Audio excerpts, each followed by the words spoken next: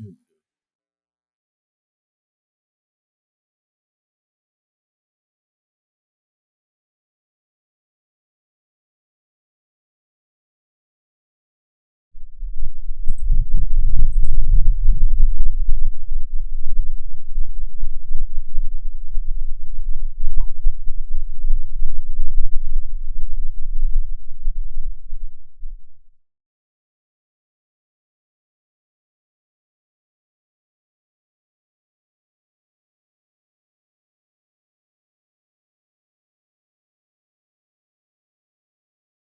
Ah, good.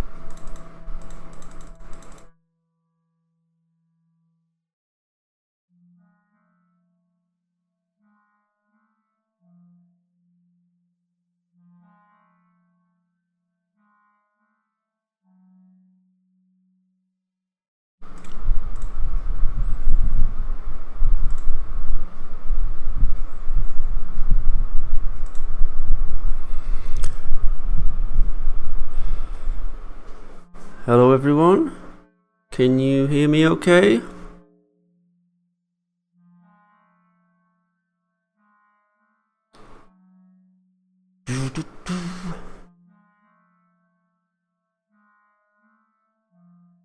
Yep, yeah, lots of people say yes, yes, yep, yep, yeah. Does it sound okay? Can you hear the music in the background? Just say yes, I hear music, so I know you're answering yes to that. Derek Doss. Sorry. Yes, I am making Thomas PC Adventures episode 3 and hopefully a couple of weeks. Hear music, good. But I sound okay over it. Well, I don't sound okay, but yeah, I'm clear. Bit loud. I'll just knock it down a bit. Is that better? I'm just crossing the red bar. So I should be okay. What, we on 87?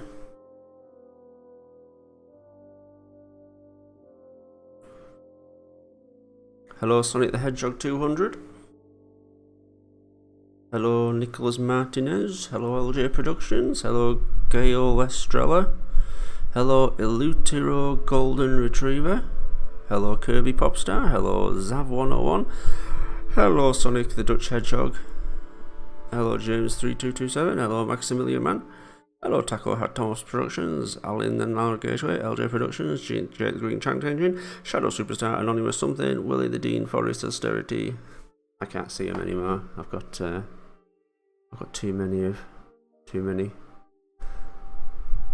many comments at once. Who would win, Fat F or Mr. Duncan? Or Fat F. He's like Big Daddy, he never loses.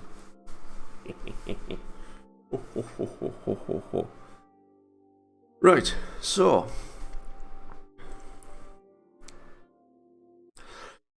good evening everybody,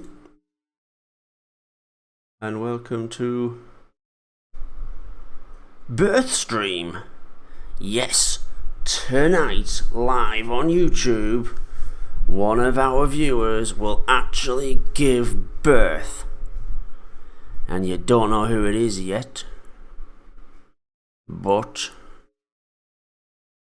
when you see EAG in the comments, it's that person, unless it's you and you'll be typing EAG, and it's gonna be a first for the entire world. Yeah.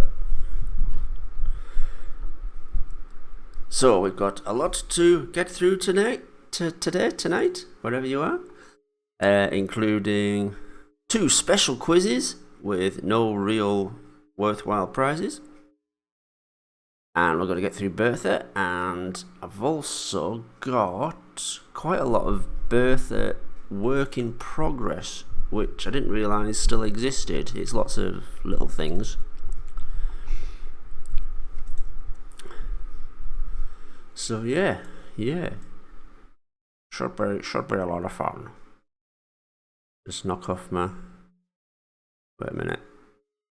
So I'm just arranging my screens. I have to sort of redo everything when I do this.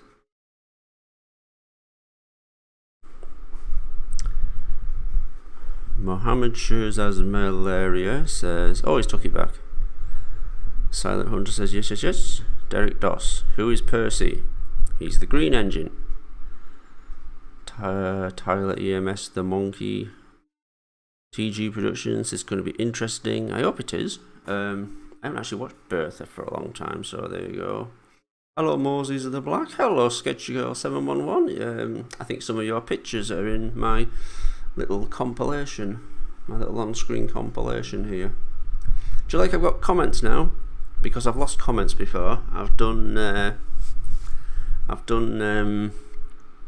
to edit the videos in the past because it hasn't streamed properly, and I've lost all the comments, so I'm keeping them on screen. Because otherwise it just looks like I'm talking to people who aren't there, which is only what I do when I'm mental. Hey Paul, how's Kevin? It's Kevin. Oh, Kevin, you're so funny. That's not racist, by the way. Paul noticed me, Black Rock Shooter. Hello, Black Rock Shooter. How do you feel about the pandemic, Paul? Ugh, well, working in a shop, you see the nicest people, and you also see the worst people, and unfortunately for me, I just seem to see the worst of people. Everyone, again, I'm sick of everyone who's upbeat on the telly, you know. Oh, let's all get together and make this a worthwhile experience. It's like, fuck off. You know, it's... Anyway, Paul, are you a walrus? Damn, I got found out. Paul, how was your day? Alright, I wasn't so busy today. And I got back from work and then nodded off and then woke up and realised, oh shit, I better get on with setting up this. Will you make a third movie after PC Adventures? There is a third PC Adventures on the way, hopefully couple of weeks. I've already got Marlon Brando Polly. He's already done his Thomas lines, so we should be ready soon. I've done the animations, but hey Paul, if you read this comment, I just want to give you an idea for another Rolly episode. Oh yeah, go on. I only woke up. James3227 says I only woke up a few minutes ago. I know that feeling. God. You know, you wake up, it's just like, oh, I don't want to do anything. Okay, so let's get going before everyone disappears, bored out of their minds. So, the good news is, we've got so much to get through. Sorry, there's going to be no more of them daft videos, none of that live episode thing, so you know, it's, don't worry about, oh bloody hell, couple together torn apart, they weren't really in the same clique, but now that they're engines they got married, even though they both got differing opinions. There now follows a public safety message from Sodor Island District Council. Good evening, I'm Gordon Soley. In these difficult times, we must remember to observe social distancing measures, don't make unnecessary journeys, and above all, don't have large gatherings at home. Hey Gordy, get your blue ass in here! We are having it large! Hey look, Scruffy's got wood panelling.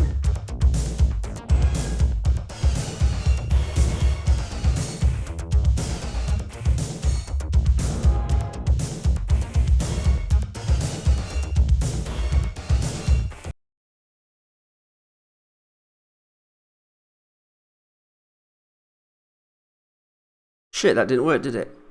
It was too quiet. Fuck, I knew that wasn't going to work. Henry and Gordon. Shit, that didn't work, did it? It was too quiet.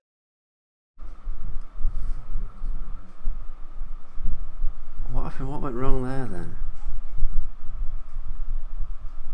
Let me try again. Oh, bloody surprising that then. There then. Couple together, torn apart, they weren't really in the same clique, but now that they're engines, they got married, even though they both got couple together, torn apart, they weren't really in the same clique, but now that they're engines, they got married, even though they both got couple together. Good evening, I'm Gordon Soley. In these difficult times, we must remember to observe social distancing measures, don't make unnecessary journeys, and above all, don't have large gatherings at home. Hey Gordy, get your blue ass in here! We are having it large! Hey look, Scruffy's got wood panelling. That was better, wasn't it? Bollocks. Thought I'd tested everything, but no, I'm stupid. Damn it!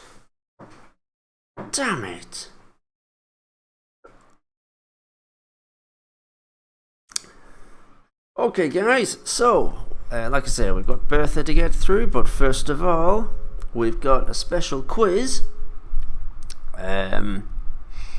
Hold on, here we go. So, this is the Shedmaster quiz.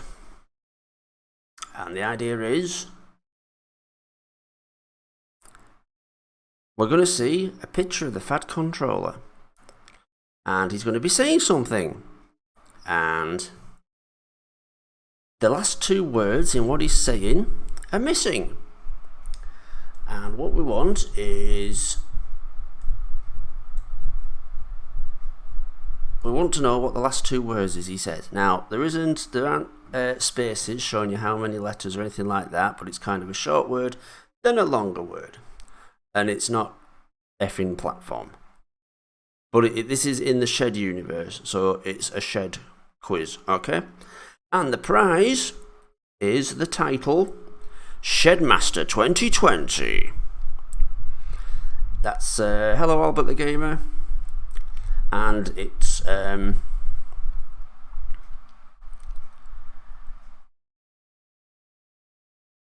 I appreciate that there's a lot of delay depending on where you are. You might have a slower connection, you might be in a different part of your country, and it might be two-way, and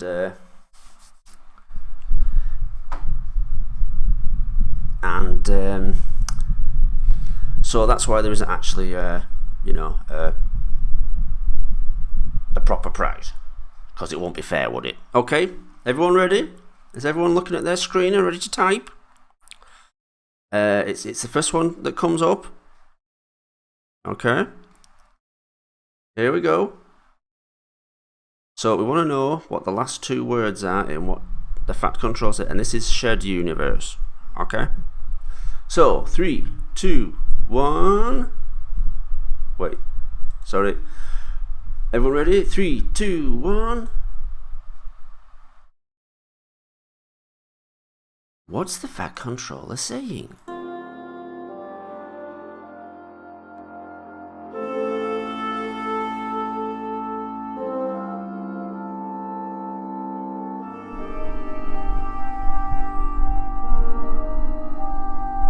Bad news is a good guess.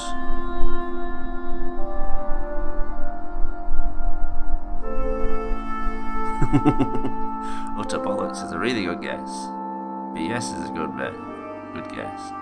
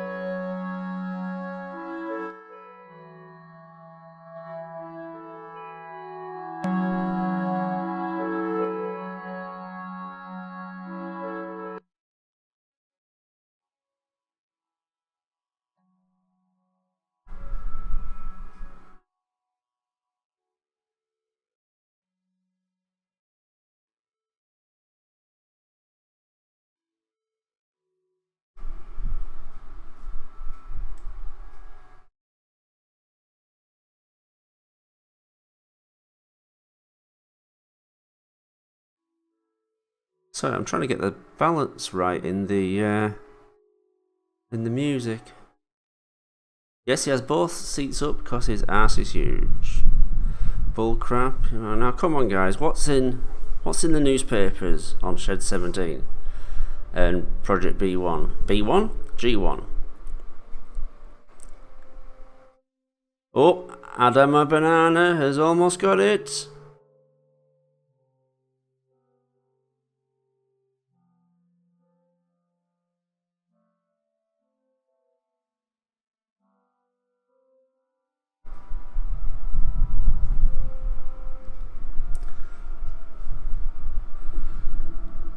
This newspaper is full of Keith Hartley. This newspaper is just full of Keith Hartley.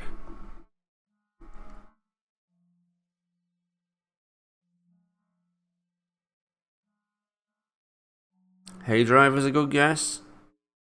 Adam of Bananas, good guess. Come on, mate, you almost had it. It's 2 words.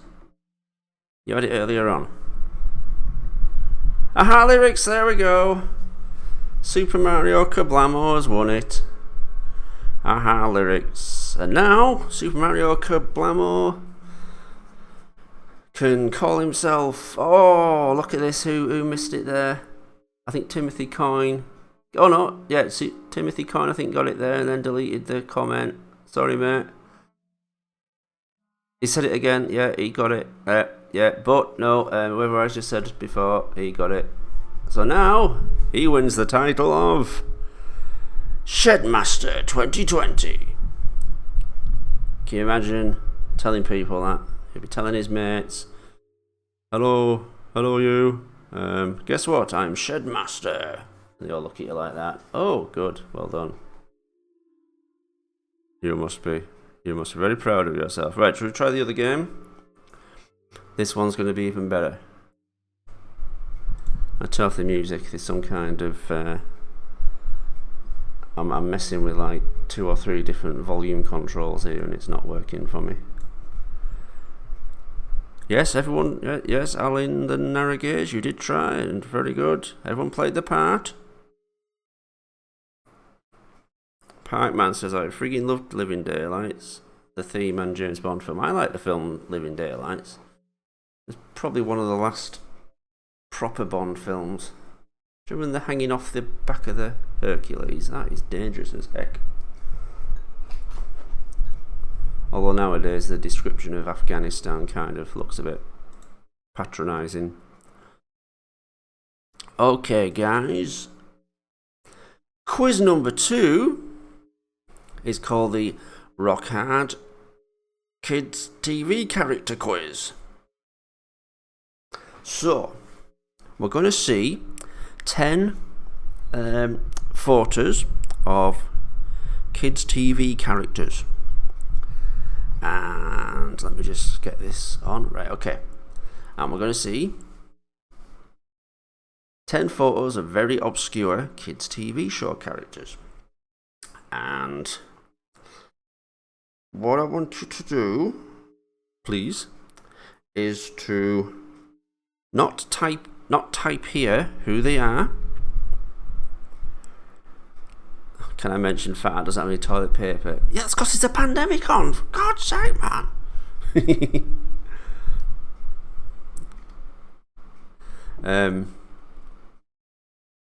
Hold on, sorry. I'm going to set up a little timer so it's all fair. There we go. So, I don't want you to type in what you see, and then I want you to write them down. It's like a pub quiz, and then once we've gone through them all, we'll go back, and then you can have a guess at who they all are. And the winner, and then you tot up your scores, and then the winner, well, you tell us, you comment your score, and then the top one is the winner and wins the title King of Rock Hard Children. Not a title I'd want to win, to be fair. Okay, so I hope you've all got your pen and paper. If not, you can write it on the back of your hand, or you can just remember and then see what happens. And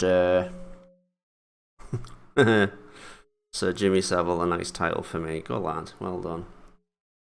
So, I'm going to start a timer so it's all fair. Hold on.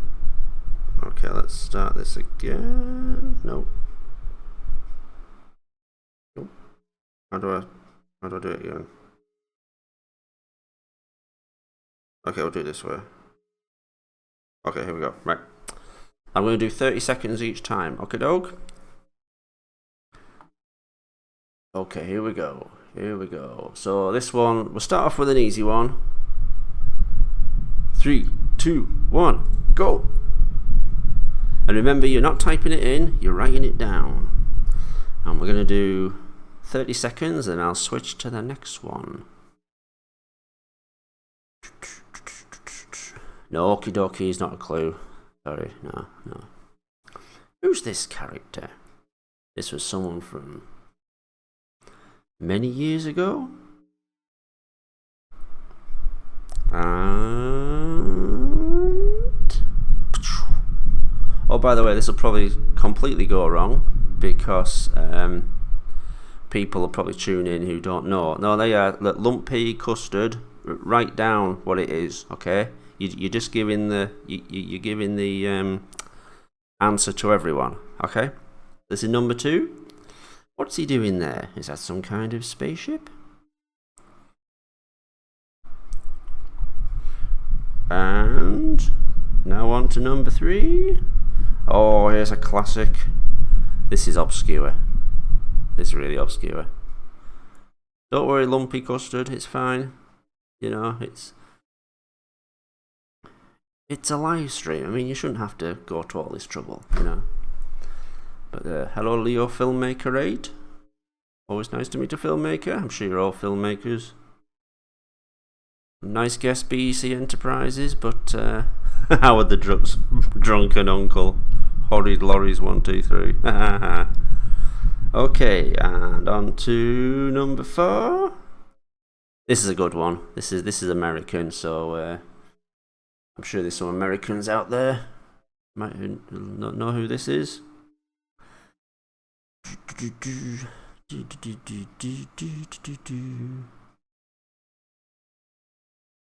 Oh, that's not right. Sorry. Wait a sec. There we go. I'll give you a few more seconds for that.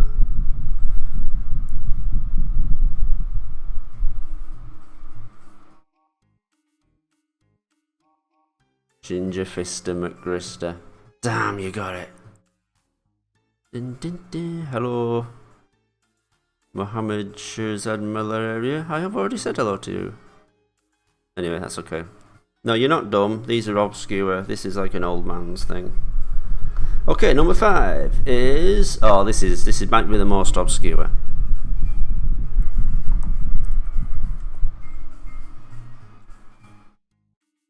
You like my Thomas theme?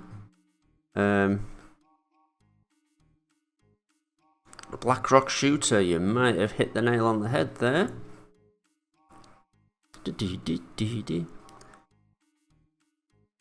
One of my Thomas PC Adventures videos, it's shot up, it's brought up a copyright violation, some German song. I was like, what the hell's this German song? And when I looked, it was the German version of the original theme. So this automatic detection thing detected it as the real song, which is kind of a pain in the ass, but also quite a compliment. Hey Paul, if you were to decide who was the best and worst characters in Thomas Tank Engine, who would those two be? I like Kevin, although Henry is the most relatable. Worst one?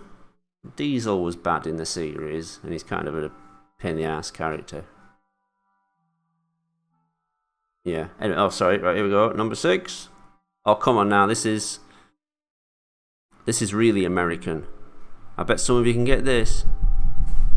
I'm talking like none of you have got any of this, and for all I know, you've been like, you've got them all already. Birdiff Roblox. Hello. Frozone but yellow. Who's your favourite Thomas character? Kevin or Henry? Oh, sorry. Right, it's number 7. Hang on. Whoa, hang on. There we go. This is also a tough one.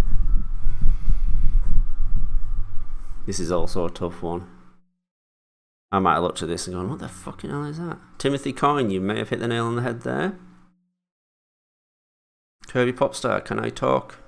Hey, can I talk, Paul? Yes? Kirby Popstar, can we talk, Paul? Oh, is this like, can we talk, Paul? What the hell are you doing? Yes. Yes, I've lost my mind, I'm sorry. Okay, now to number 8. Now, you've got to get this one. This might be the easiest one. Again, don't what the fuck? It's seven a dodgy bit of cheese, and then Tommy Pennington, good God, it's a magical cheese. Sonic there. Who's your least favourite character? I don't like. Oh no, the one who loves himself, Spencer. Do you remember I delayed Project G1 so I could damage him? Ha ha ha. Number 9 is. This is a tough one as well. No, mate. Don't answer on the screen. Don't answer in the comments. Just write it down. I'm trusting y'all to give us your correct scores when we go through these. Okay. Jake Taylor 9. Spunkman. The heck is that? Okay, and finally. Oh, this is a good one. This is an easy one. I know I'm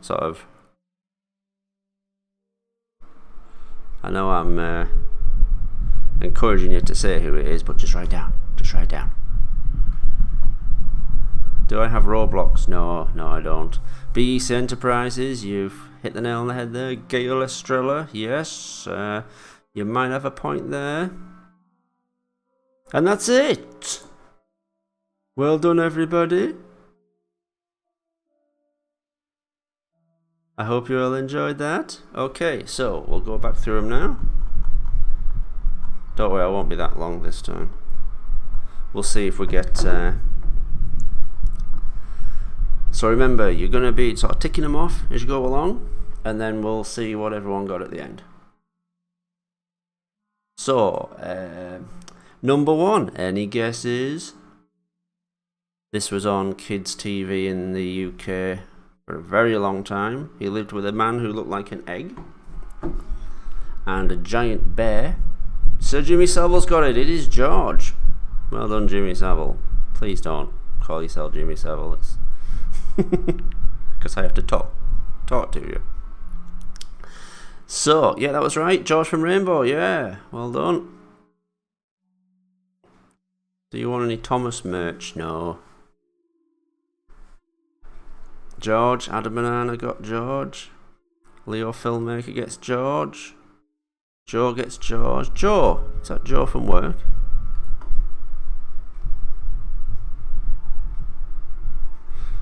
Sketchy Girl says, me during the quiz.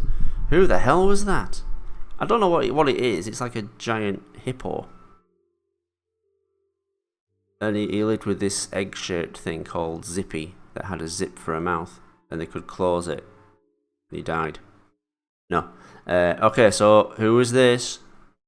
He looks like... That looks like a rocket ship. Maybe he goes on travels every day.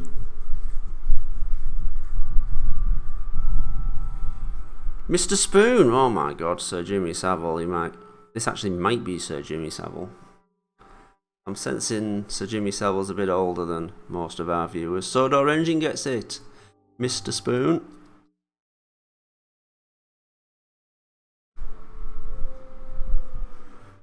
Miss Joe gets Mr. Spoon from Button Moon. LJ Production gets Mr. Spoon from Button Moon. Zav 101. Apollo 69. Oh, I get it. I know what you're getting at there. A rejected Toy Story 4 character. Well done. Button Moon Spoon Family. Well done. Here we go. So, number 3. This is a tough one. Go on. Anyone gets this gets the prize of Telly King of all time. It looked a bit like Howard the Duck. Sonic the Hedgehog says, Paul, are you talking to me, or are you saying this fella's Mohammed Shaz has malaria? Paul, I have something to say. Then say it. Albert the Game, I did art viewing Twitter. Oh good, yeah, send us it. I will see it. I will read it. Donald the Muppet. No, this one's gonna be a tough one, isn't it? Am I the only one that didn't? Blackrock Shooter asked, am I the only one that don't know these because they only watch anime and talk like that? No, it's because you've got a life and you probably haven't seen this kind of thing. LJ Production asked, do you remember the weird vacuum cleaner from Boogaloo? I think I did. Was that one of the characters he looked at through the telescope? Oh, I should have had Jamie in the magic torch. Damn. Nope, no one got this. This is, even I can't remember, Doobie Duck. He had a TV series called Doobie Duck's Disco Bus, and he would introduce other ducks that would then mime along to a popular pop song. It sounds as bad as it was. Okie doke. Number 4. Nah, I bet some people got number 4. Doobie Duck. Yeah, Doobie Duck. He had a catchphrase. He had like a really sort of squeaky voice, and he'd go, so until next week, doobie doobie doobie doobie quack quack. God, I have no life. James3227 gets it. It is Fisto. He was very popular with the ladies. I didn't just say that. Doobie Duck. Out of all the names, they call him Doobie. James3227. Oh, he gets Fisto as well.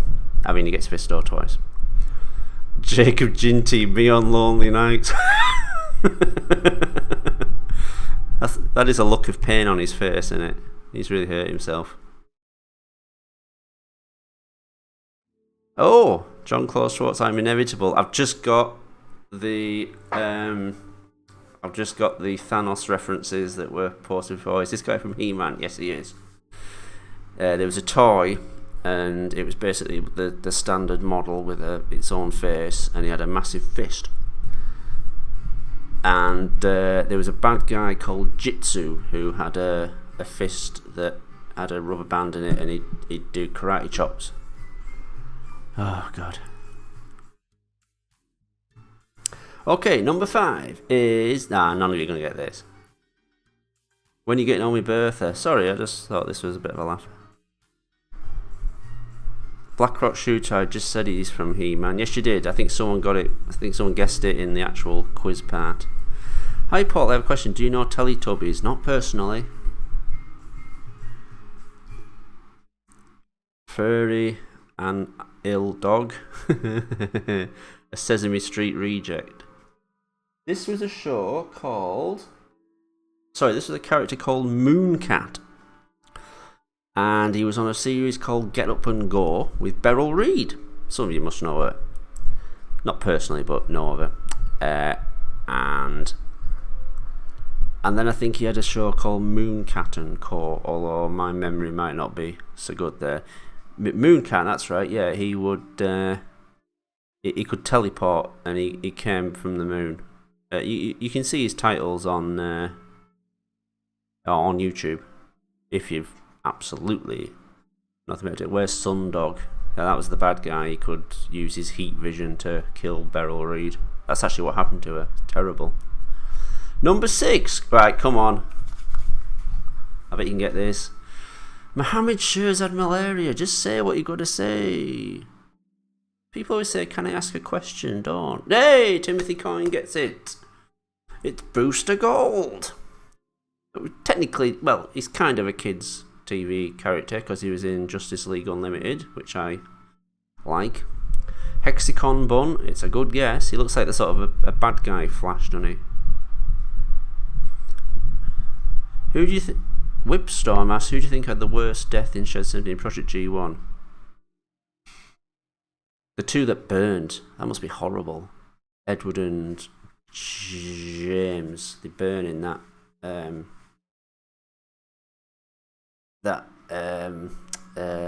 what do they call it? Thing you put in a thing. Zev, will you be in the Snyder Cut of Justice League? Oh, I don't know.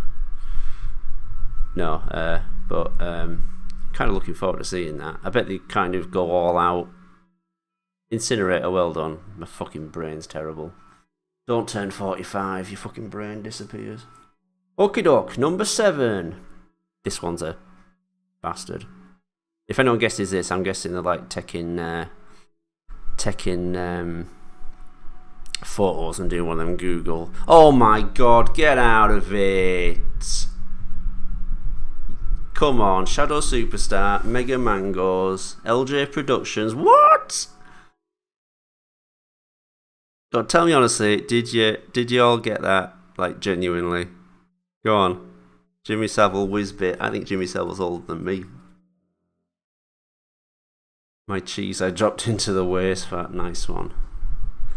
Then like Kenny Cartoons, Whizbit, Fusion Firebox, Whizbit. Shadow Superstar says yes, which I think means yes, he did it honestly. Holy crap.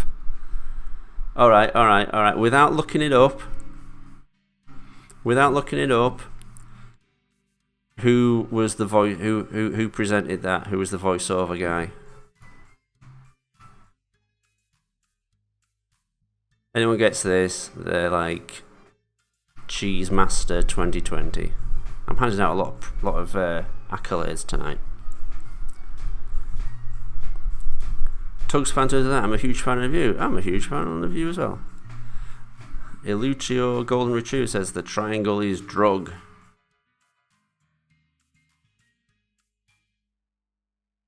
All comments just stopped. Oh, here we go.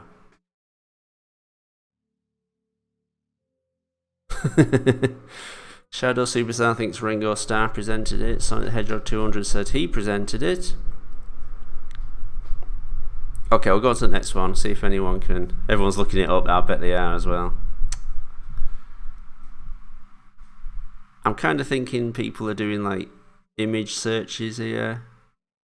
Oh shit! I never thought you can do it on your phone, can't you? Paul, why are you showing cheese? Everyone loves a bit of cheese. Okay, number 8. Oh, you must. Everyone's gonna get this one. How many kids did that thing before? It was a fucking terrible series. I hate magic. People that go, oh look, I can do this magic trick. I know, fuck off. Anyone can do it. You get a bit of practice. Anyone can do it.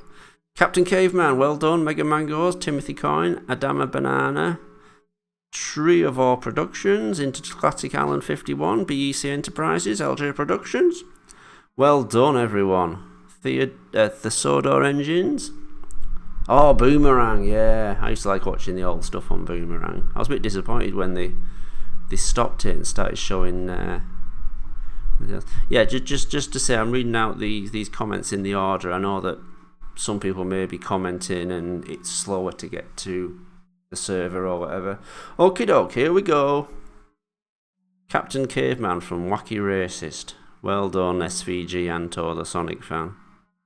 Hope I presented that right. Kenny Cartoons thinks it's his granddad. Oh, actually, that's quite cool. Number 9. Anyone gets this? Yes, you're cheating. I'll just go cheat. Yeah, Boomerang did get boring. It stopped showing really old stuff and showed like old Garfield and stuff. And it's like, that's not old stuff. That's ugh. Will-O-the-Wisp, LJ Productions. Right, LJ Productions, come on. True honesty here, because I can tell. Did you cheat? Bearing in mind the prize is only like an accolade. TGU Productions, same thing. Will-O-the-Wisp. Hang on, right. So it's TGU Productions and LA Productions.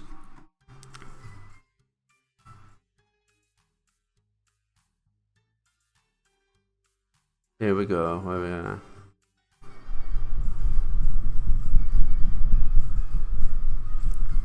Will-O-the-Wisp. Jimmy Hassel gets Will-O-the-Wisp. Hexicon Bun gets Will-O-the-Wisp. Sketchy Girl. Paul can see through everyone's lies. I know.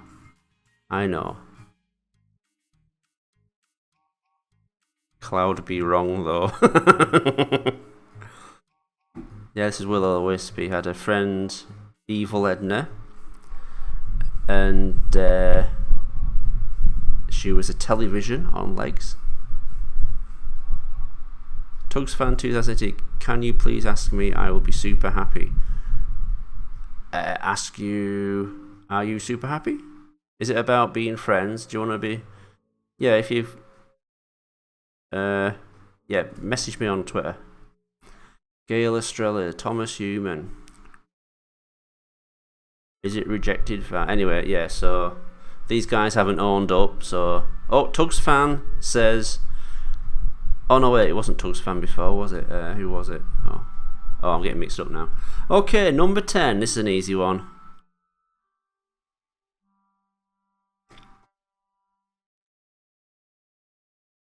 Wasn't the show voiced by the actor from Carry On films, says Sodor Engine. That's right, it was Kenneth Williams. Who killed himself. Uncle Travelling Matt, well done. Steam Tracks 53, Mega Mangoes, Uncle Travelling Matt, Zav 101, Uncle Matt, Gail Estrella. It's someone not quite from Muppet Show. Said LT, an MP. Corey Yamaguchi says Jesus, well done. It's Jesus. Shadow Superstar, Old Man Jerkins. That rings a bell, kind of. Fusion Firebox gets it right. Uncle Matt. Tommy Pennington says it's the old man from Jurassic Park. It might be in the next one. They always have an old man, don't they? And they always have a hunter. Okay, guys. Number 10 is Jesus. Is this a new thing? Old people are Jesus. Am I Jesus? Oh my God. Right, let's go back to screensavers. So, come on, guys. How many did you get? And be honest, remember, we can tell that. So if you see that someone's posted a score higher than you, don't bother posting yours. If you've got a higher one than the highest one, you can see in the comments. PRR Fan Does Trains says 0. Well done. He wins the Honesty Award. Joe, I got 2 right. Well done, Joe. Jimmy Savile gets 8 out of 10.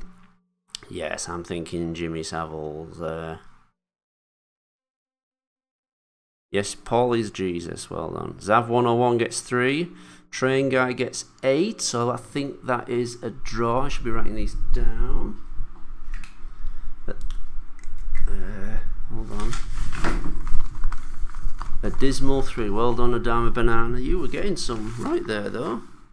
TGU Productions get 2. Trio Productions gets 2. SFG Anto, the Sonic Fan gets -1. I'm not sure you do that. Shadow Superstar gets 5. Harris Phil gets 0. You get the Honesty Award as well. James 3227 gets 1. Anthony Ronquillo gets 2. I got about 3, no lie. I got like 1 or 2, says BEC Enterprises. I thought you were guessing some good ones there. Linear Gear Production just joined the screen, so probably not. Intergalactic, I got 1 out of 10. Win After Worship. Oh, Paul's Jesus. No, stop it. Whipstar gets 1. He gets the Honesty Award. Luca Dunder gets 0. He gets the Honesty Award. Fusion Firebox 2. Black Rock Shooter 2. So I think it's Jimmy Savile who got 8 and someone else. Hang on, can I zoom up the screen a bit? Jimmy Savile and where's the other one? Jimmy Savile. Jesus. Oh, Train Guy 19YT. Let me just write it down. He also got 8. Has anyone got a 9 here? Wait, what did I see then? Did I see 10 out of 10? Gail Estrella, is that true? Be honest, I'm seeing some smiles there.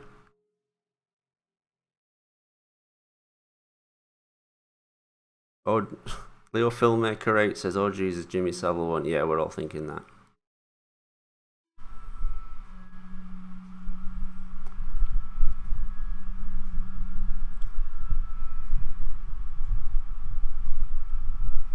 That rock shooter. I'm just waiting for Gail Estrella to chirp up and say, yes, I definitely did get 10. Otherwise, it's going to be a tie with Jimmy and Train Guy YT.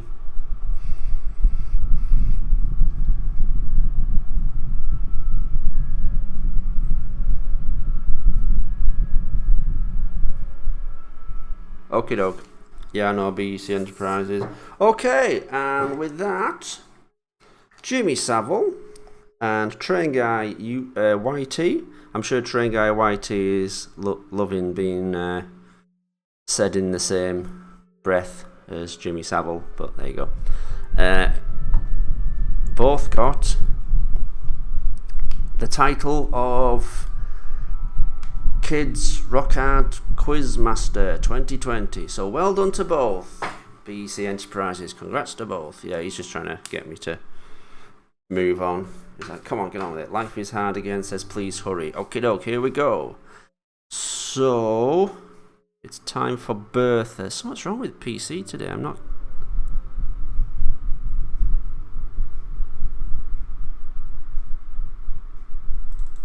Oh, there we go. Something going on today. I wonder if it's got... I wonder if it's my monitor setup.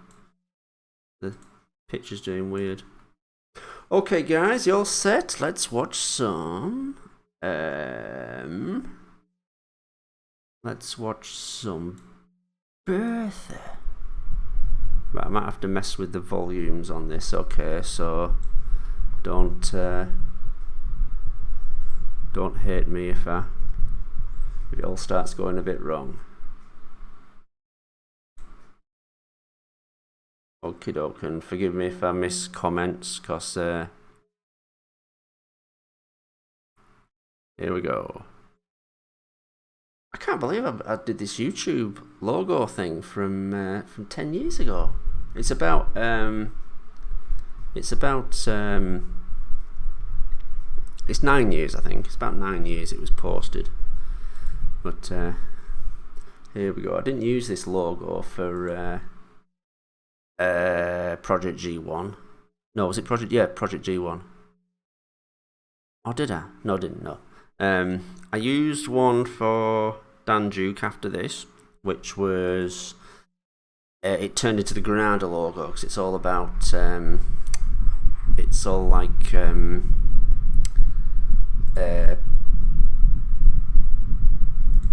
retro TV and stuff. Yeah, it's a bit cut off at the end there. One day I'm gonna have to go through all these and get rid of the Blogspot logo. It's not there anymore. And so, you know, it sounds awful, but I really wish Bertha had first been shown on like September 11th, 84 or whatever year it was.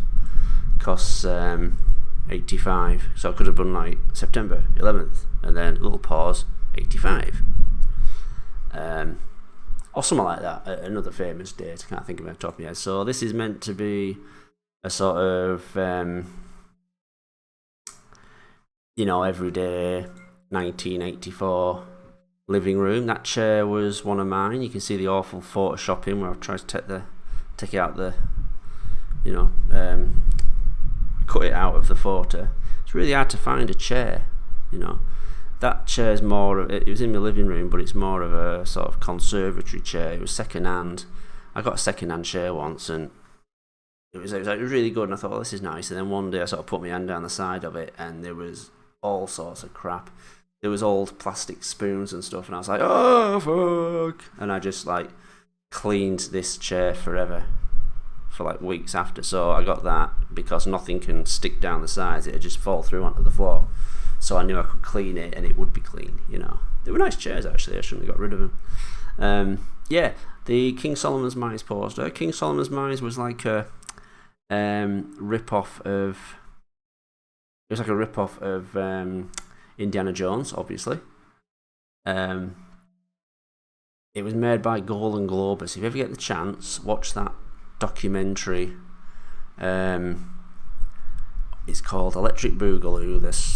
The wild story of Golden Globus, and it's all the mad stuff they got up to. And they did this, and Richard Chamberlain's on it talking about how much of a bitch Sharon Stone is.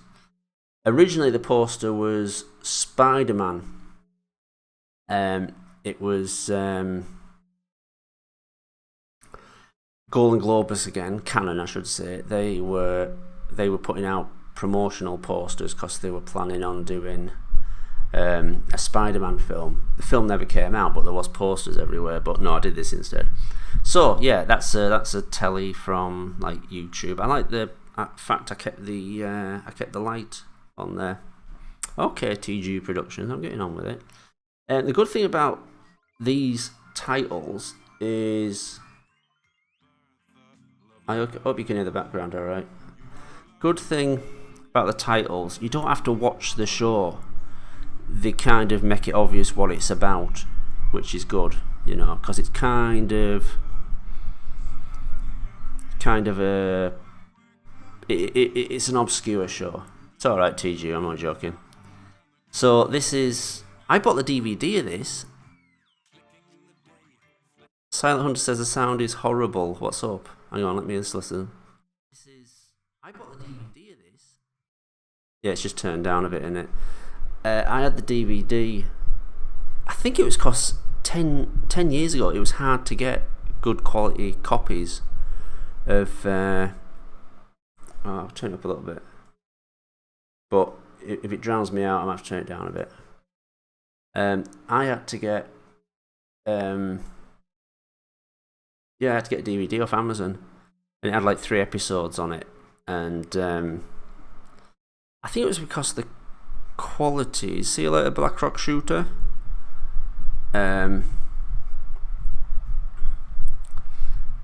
It was... I think the quality of stuff on YouTube and that was... In fact, that BBC logo that was earlier is a really low quality one I got off the internet. It's really weird how hard it was to get some stock footage even like a few years ago, you know.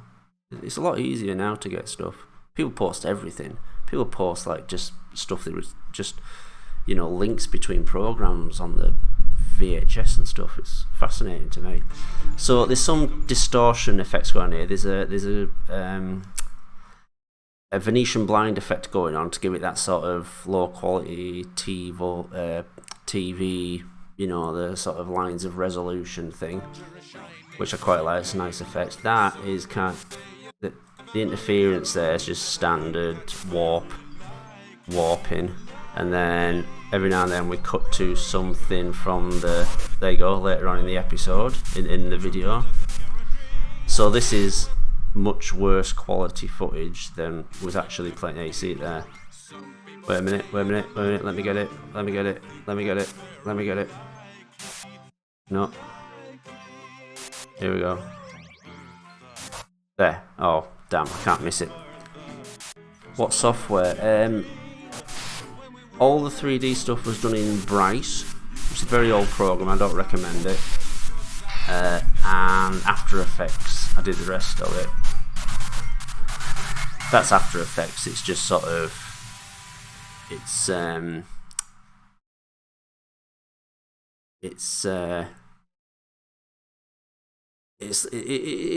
like a like a Photoshop layers, but you can move them around in 3D.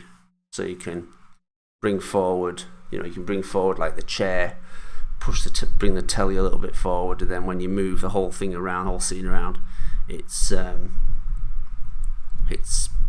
moves in 3D.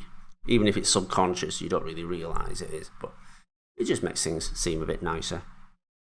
And I think the Venetian blind effect kind of covers up how low resolution it's getting when you zoom in on the titles itself. Nice, straightforward title here. Didn't do anything too fancy. I was going for a District 9 effect. I know they had fancier titles than this, but it was that sort of grim, sort of a grim kind of not so fancy a documentary,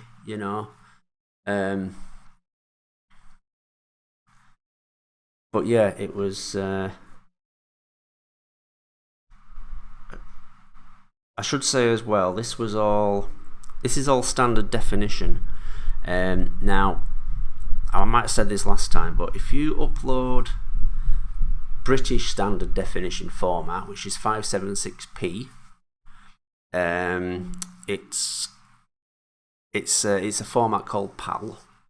If you upload that to YouTube will automatically convert it to NTSC standard definition, which is American standard definition, which is 480p. So you almost lose 100 lines of resolution. So if you're making anything in standard def, if you upload anything standard def, do your final render in 720p, you know, sort of HD ready format, so then you'll keep your resolution. So that's what's going on here. So some of this, things like these titles that were done in the final, Sayonara says, wow, that's crap, well done. Oh, you mean the resolution thing? Yeah, probably. So anything that's actually animated in the editing program, Premiere, it will render it. So this, for example, is done in Premiere, and this will stay 720p, including like captions for people coming up and that. So here we go. So a lot of stock footage in this. Stock footage of that there. It's like graph paper. I've used this quite a few times. I think I even use it in Project G1.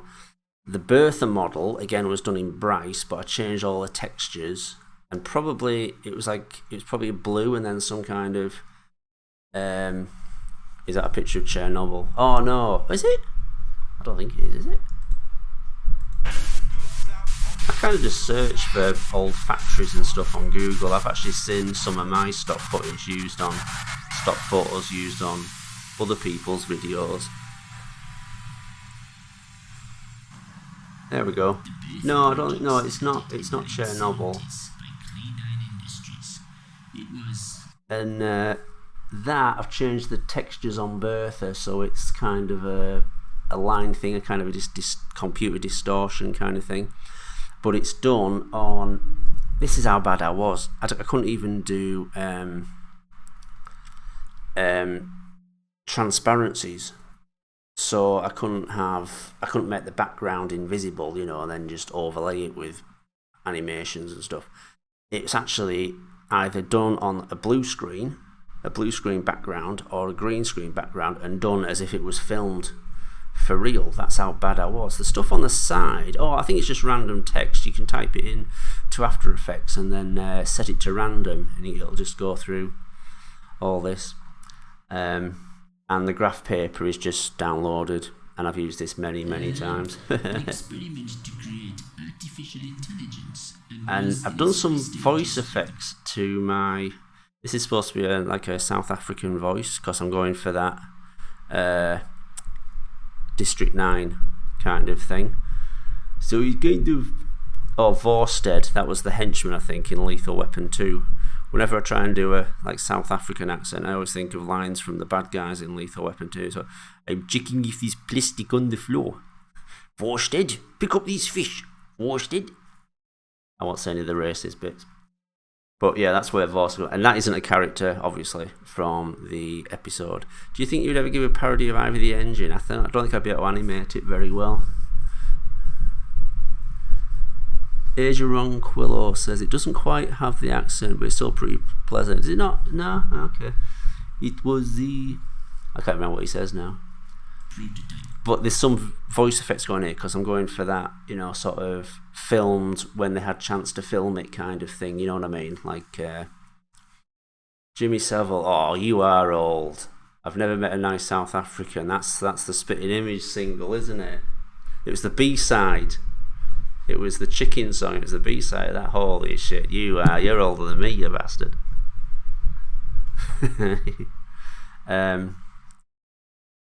Why YouTube age restricts over? No, I do that because I'm covering my back here in case I accidentally swear. His glasses are weird. This is my animation. It's so simple. I should say as well, the talking heads. Originally, the mouths didn't move because they don't in the series, and then I realised this is going to make it might confuse people. Like, is it that person talking? Is it another person talking? Paul is old grandpa. Old, yes. Grandpa, no. Gail Estrella says, "Do Bob Builder?" No, that's boring. What would happen? All the monster vehicles go and attack him. I got the sound totally wrong on that. You know, it's like it doesn't. The sound of the door doesn't stop until after the quite a while after the door stops. Stupid. You can see the animation going on here. You can see like the arms and stuff. There's no sort of distortion of the elbows or anything. It's obviously a cylinder for the top part of the arm, cylinder for the bottom part of the arm. The hand is a cylinder, and then all the fingers are just cylinders. There's no attempts to smooth the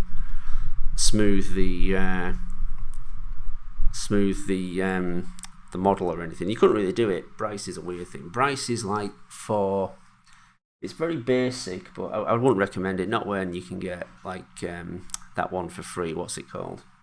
Blender for free. I would never get Bryce. It was the only thing it was good for was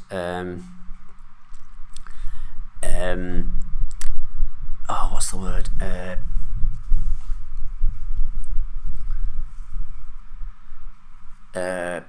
Sorry, I'm just reading comments. Landscapes. That was it. Landscapes, and you could choose how to do, what sort of weather settings and sun and sky settings and things like that. And then there was ways of creating mountains by sort of spray painting on a black canvas, and that would create mountains, and then you could make them wear away and all this kind of thing, so they're rocky. It was good for that sort of stuff, but it just had loads of problems, a load of weird. It always do weird and annoying things, like when you try to animate and stuff. This one's about because it's really simple, and the torch is just I'm just lighting up areas of another stock background.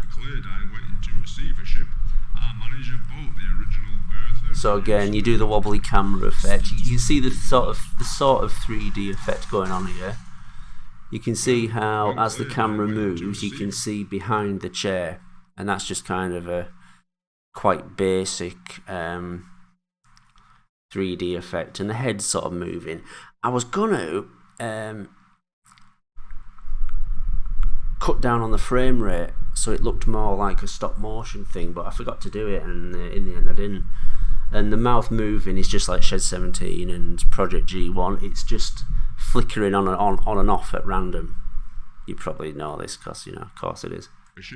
And again, there's a bit of a voice effect. Also, it's to make it sound like more people than me. You know what I mean? Almost immediately, Mr. Wilmate started making redundancies. That's a real one, that's not mine. Here we go. Well, they look. If they're protesting, why are they all dancing? Damn it, keep 2 feet apart. 6 feet apart, sorry, 2 meters apart. They're really pissed off, but they're also a dancing troupe. That's what they went on to after they all got fired. Just imagine with a bit of disco over it. I'm so excited. The hands, though, I know, isn't it terrible? I tell you, all that.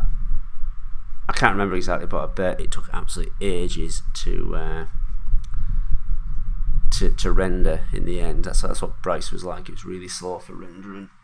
When I started Shed 17, I said to our brother, God, it's going to take forever. And he just sort of got angry and said, learn something better. Get 3DS, what the fuck, A few people were upset by Bernie. Now, when I did Ted's voice, Ted Turner, that's pretty, obviously I hadn't heard of real Ted Turner. And he's lost his moustache. I think he only has his moustache back in time. I should have made him grey haired or something. Every time I was going to do his voice, I had to play a bit of the episode, a bit of one of the episodes, and just hear Roy Kinnear, who did all the voices, just hear him doing it. Come on, Bertha. And I had to kind of do that and then quickly record the next line because it was so hard to try and imitate his voice. Good tip, you ever try to do voiceovers, act it out. No one's watching you. Just really act and gesticulate and wave your arms about. When I'm doing Henry, he's kind of, I am a bit of a puffer.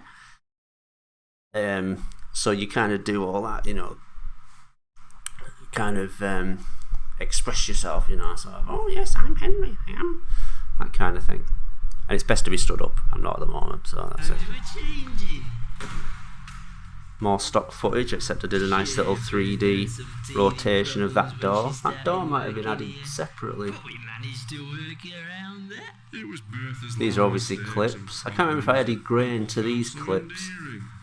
There's some grain going on some of these, maybe the darker clips. It really puts Spotswood and go on the map. So when someone asked before I got the idea, so I was at work and you know how your mind wanders. Question, what was your favourite part of Shed 17 or do you want to animate? Oof, favourite part. I suppose when I was doing the finale of Shed 17, the Thomas face scene, I was quite pleased how it was coming out. I was like, holy shit, this is actually, I thought it was too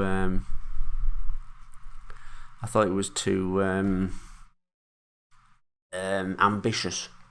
So it's probably that where you kind of, you ever done that, you know, if you're a filmmaker and you look at your finished product and you kind of laugh to yourself because it's come out a lot better than you thought. I'm not saying it's brilliant, but in terms of my stuff, it was pretty good. Silent Hunter, what do you do about a cat whining about food? Because my cat is doing that. Well, in my case, I just give him the food. My Sophie loves me because I'm total pushover. She actually comes up and gives me like cans of lager and stuff because she knows I'll just do anything when I've had a few. Alright, Sophie, do you want another? I don't know why I changed my voice there, but there you go. So,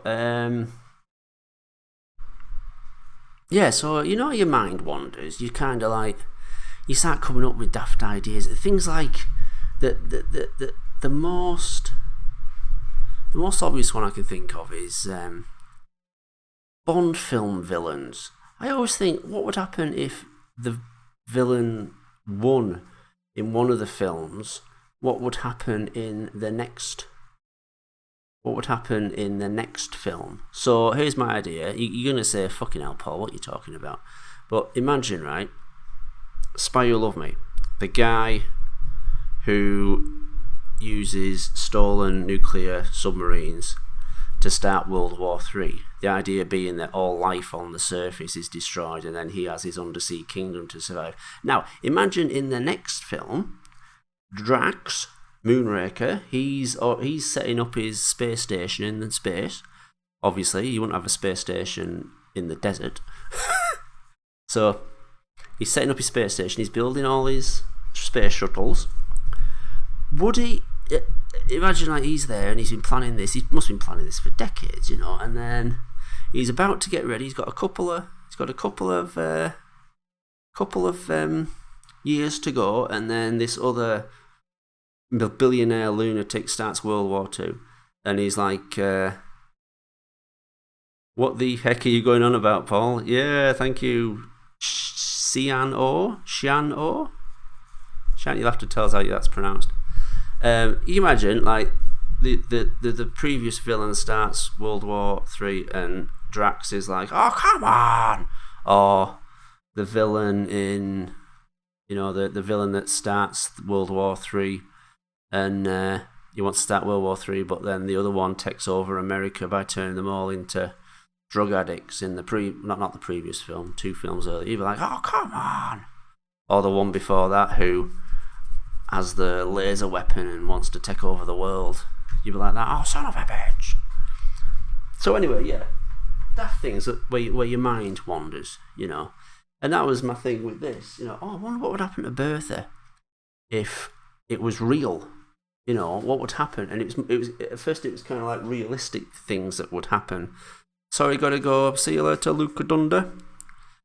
You'd be like. Things like, you know, there was in the late 80s there was a recession in this country, you know, what would happen? What would happen if the factory shut? Things like that. And it's the first idea I ever had where everything was good. I'm not trying to show off there, it's just that films I've done in the before that, there was always kind of doubts, you know. It's kind of like, oh, well, you know, I can probably... Bloody hell, what are you doing? Cat's eating sellotape. I've got sellotape on a box behind me and she likes to rip it off. She's a bit addicted to it. I hope it's not dangerous to let a cat. Well, she shouldn't eat it and swallow it, but she just kind of play with it. Jump up here, come on. Come on, meow to everyone. Come on. She's lazy now. She wants me to get off my chair so she can jump up. She can use it to jump up on the desk. That's what it's got. It's got to now. Come on, you jump up. Come on. That's it. Go on, Stinky. Say hello to microphone. You gonna meow? No, you're useless, aren't you? So anyway, and this was the first idea where everything I was coming up with was good, and I was like, oh, you know, it's like,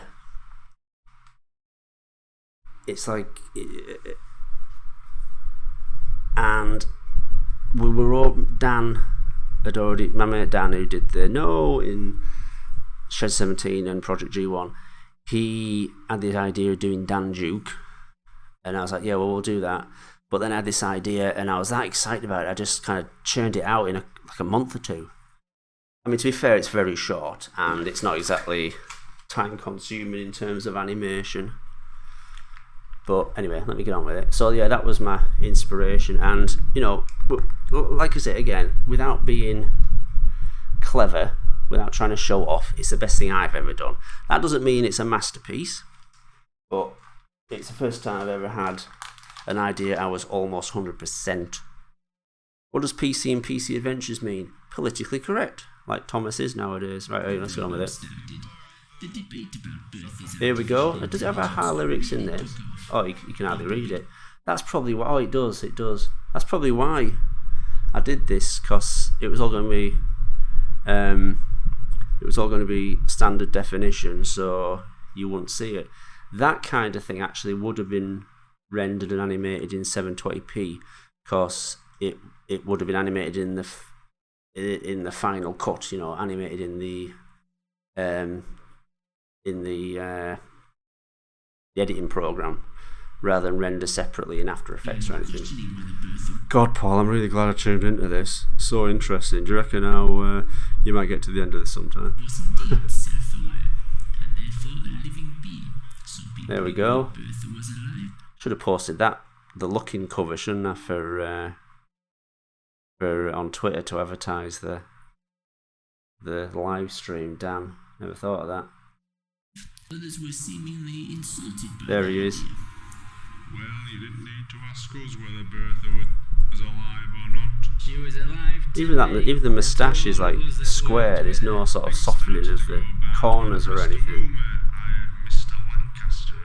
Mr. Lancaster is based on a real person. So Dan, he was a big wrestling fan of like WWE, and he got me involved in working on his videos. And I started doing the more sort of parody stuff. We would do stuff like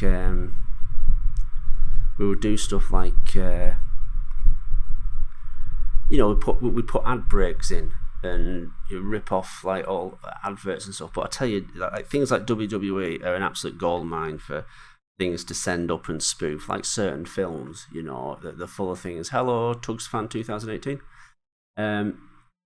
They're like a goldmine for stuff like that, stuff to make fun of, and we've been making these for quite a while, and this guy turned up on the last couple of videos we did, and most people turn up and they don't. By the way, I don't do any of the wrestling. I don't mind these people doing this stuff. I won't do it though. It's just a bit weird.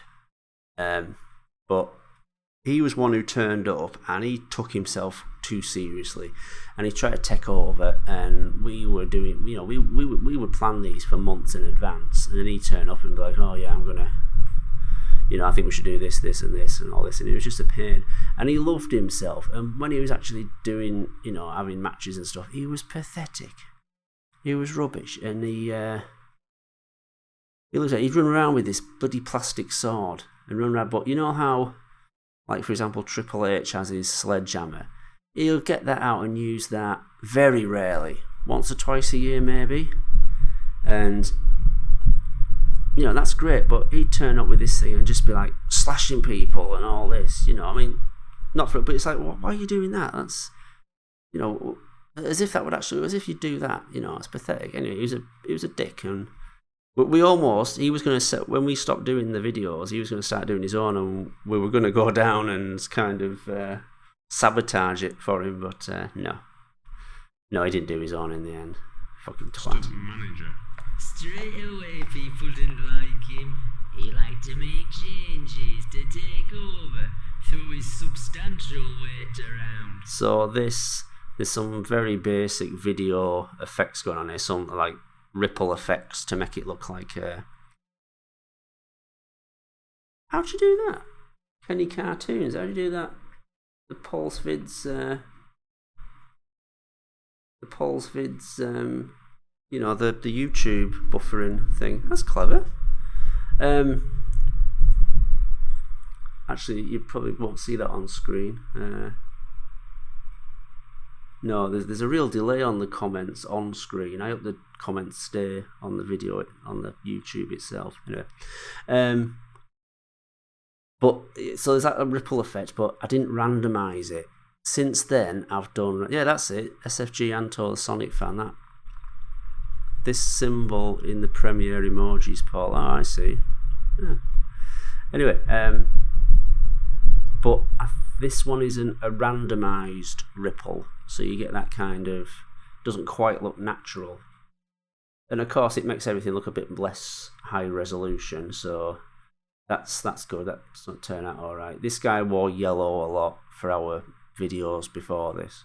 I really wish I hadn't talked about the bloody wrestling videos. It was just a laugh, you know. We didn't have an audience around. We did it sort of behind closed doors, which is kind of not so unusual now. Had become the company's main income, and suddenly there were more staff than was needed. So Mr. Lancaster came in. So this is kind of natural stuff, you know. Security was replaced by cameras, and the office staff were mostly replaced. Factories and stuff do streamline. They do cut staff. That's a stock photo of a old computer. Just as a lot of other staff were being laid off. But it was when Roy was laid off that Bertha was hurt the most. Bertha's positronic brain had a tendency to make connections with certain people. This is kind of a little bit cruel, saying like how he was hired. You have any of those wrestling videos? Perhaps we could watch one for a laugh. Oh, they're not good. I mean, the later ones we had a bit of a laugh. You know, we kind of got better at them, but no, it was literally all the characters look depressed. Yes, they do. They all look like they're on drugs. So he is. He definitely looks simple, doesn't he? But yeah, this is probably the more controversial part of this. The guy that was on the special needs program. That's not aimed at anyone, by the way. It's just a bit of fun. Just a bit of fun now. Just a bit of fun. Would call it a friendship with people. Roy was hired as part of a special needs program. He started for a few weeks on work. I'm quite proud of the model, how I got the eyes right. Bertha took a shine to him. We kept him on. You're missing a bit of jigsaw. We started having problems with the computer network. Mr. Wilmot's Oh, right, now. This took me ages to find about this. It's a thing called ASCII. ASCII, I think it is. ASCII. And it's making pictures out of real text. So this is like text, and you know, certain text calls it. Creates sort of lighter shades. Certain text, and you can get programs. I can't remember what program I use. I might use an online thing. It might be an online thing that will help me create. And what you do there is you change the margins of your text file. So I learned a bit of ASCII, says BBC. Ah, right, yeah. It took me ages just to find out the name of that. I was doing search, like, making pictures out of text and things like this. And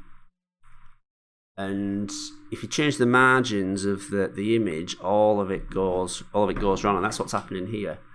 And then you can bring up text files in After Effects. If you change change the size of it, you mess up the margins, and then the picture doesn't work out right. So this is kind of done in reverse. It starts off the proper picture, and then it kind of shows that. And this is like based on this whole thing, like stuff coming up in the net. It's kind of like, you know how RoboCop starts having dreams about who killed him, and it comes up fuzzy on the screens in his control room.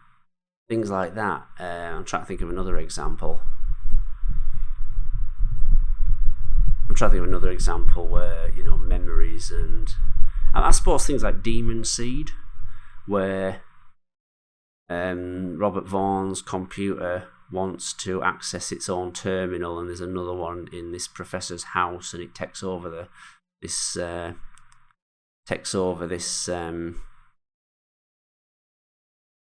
of this super intelligent. It's like a smart house, you know, where the doors and stuff can lock and things like this. That kind of thing, I suppose. I kind of like that sort of. I like that sort of films, like procedural science films. Have you ever seen Brainstorm? That's a very good film. Kind of rare. And what's the other one? There's one called Primer. And it's very low budget, and it's like you've really got to pay attention. It's not just like it's not just like quite complicated. It doesn't do you any favours. You've got to listen. I actually followed it better when I'd had a few to drink, because you kind of just concentrate more. Anyway, here we go. Project G1 vs Godzilla. Who wins? Godzilla. He's massive. Started getting strange, garbled images. Oh, and somewhere I must have found a recording of a old modem starting up. Most of you guys won't remember the sounds of when you first logged onto the internet. It made this horrible screeching sound. It might actually be the sound of a Spectrum loading. I had a Spectrum. Tugs fan says, play the video. Yeah, I'm sorry, mate. Let's get on with it. For the images that were appearing on the network. It's good that though, isn't it? And then did the same thing, like flipped round, so it was on paper. Here we go. Oh no, it comes out. Is it a negative? No, it isn't a negative on paper. There you go. There must have been an option to do it with a black background or a white background. Jimmy Savile says, I love the nostalgic dial-up sound. I used to hate when I first heard it. It sounded like someone scraping a blackboard. And then you kind of got used to it. You could almost hear whether someone was loading properly or not. Now this, the CCTV effect, obviously there's some rippling effect going on to emulate the distortion, but there's also there's an effect called Posterize Time, and it basically, you can say turn this 25 frame video into a 15 frame or down to 10 frame, but you can also randomize it in After Effects, so you can actually hello Samuel Valderrama, you were a good football player. And so you can randomize Posterize Time. So then you get, and I was still doing the same thing.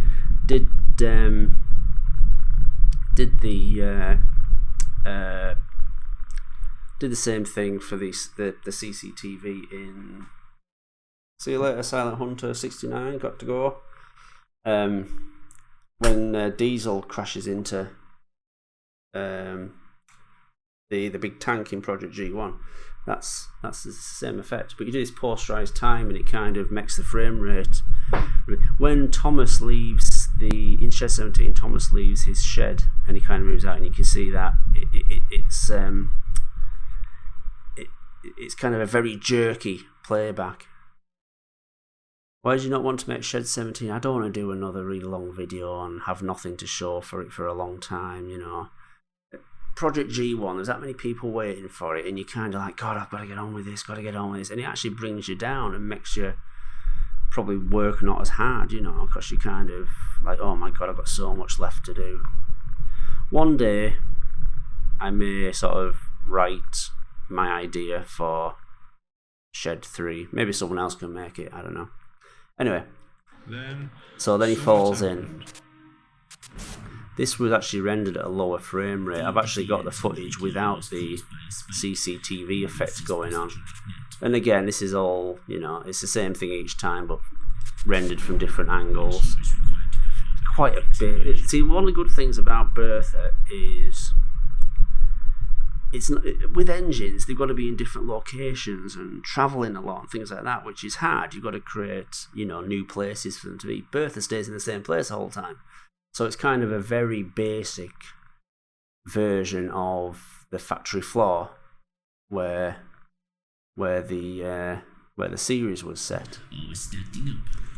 When I made the Bertha model, I thought this is going to take forever, but it's actually very basic. But as long as it's like my Thomas model, as long as you make it clear who it is, it's not so bad. It looks all right, you know. As long as you can tell who it is, it's kind of. I was kind of, oh, this will be, you know, this is okay. If I was better at doing models back then, I'd have probably tried to make it a lot more detailed. You know, maybe have some rust and things like that. But I suppose making this simple and then making the monster Bertha at the end rusty and more detailed makes it cooler. It's not clear. If you ask me, it was suicide. But the good thing about like this sort of thing, CCTV, you can zoom in on stuff, and that's what they were doing in a documentary, so you don't have to worry about lack of resolution out there. All over stories saying terrible things about Bertha. Bertha's brain was built to learn, but also had a behaviour chip to regulate. I've got a mate, Jimmy. He's a big Newcastle fan. Bertha's brain was built to learn. And his favourite player is Les Ferdinand, so I just put that in. Here we go. Thought for the day. Nolan. It's Les Ferdinand, that's right, Les Ferdinand. Kind of broke the fourth wall here by having a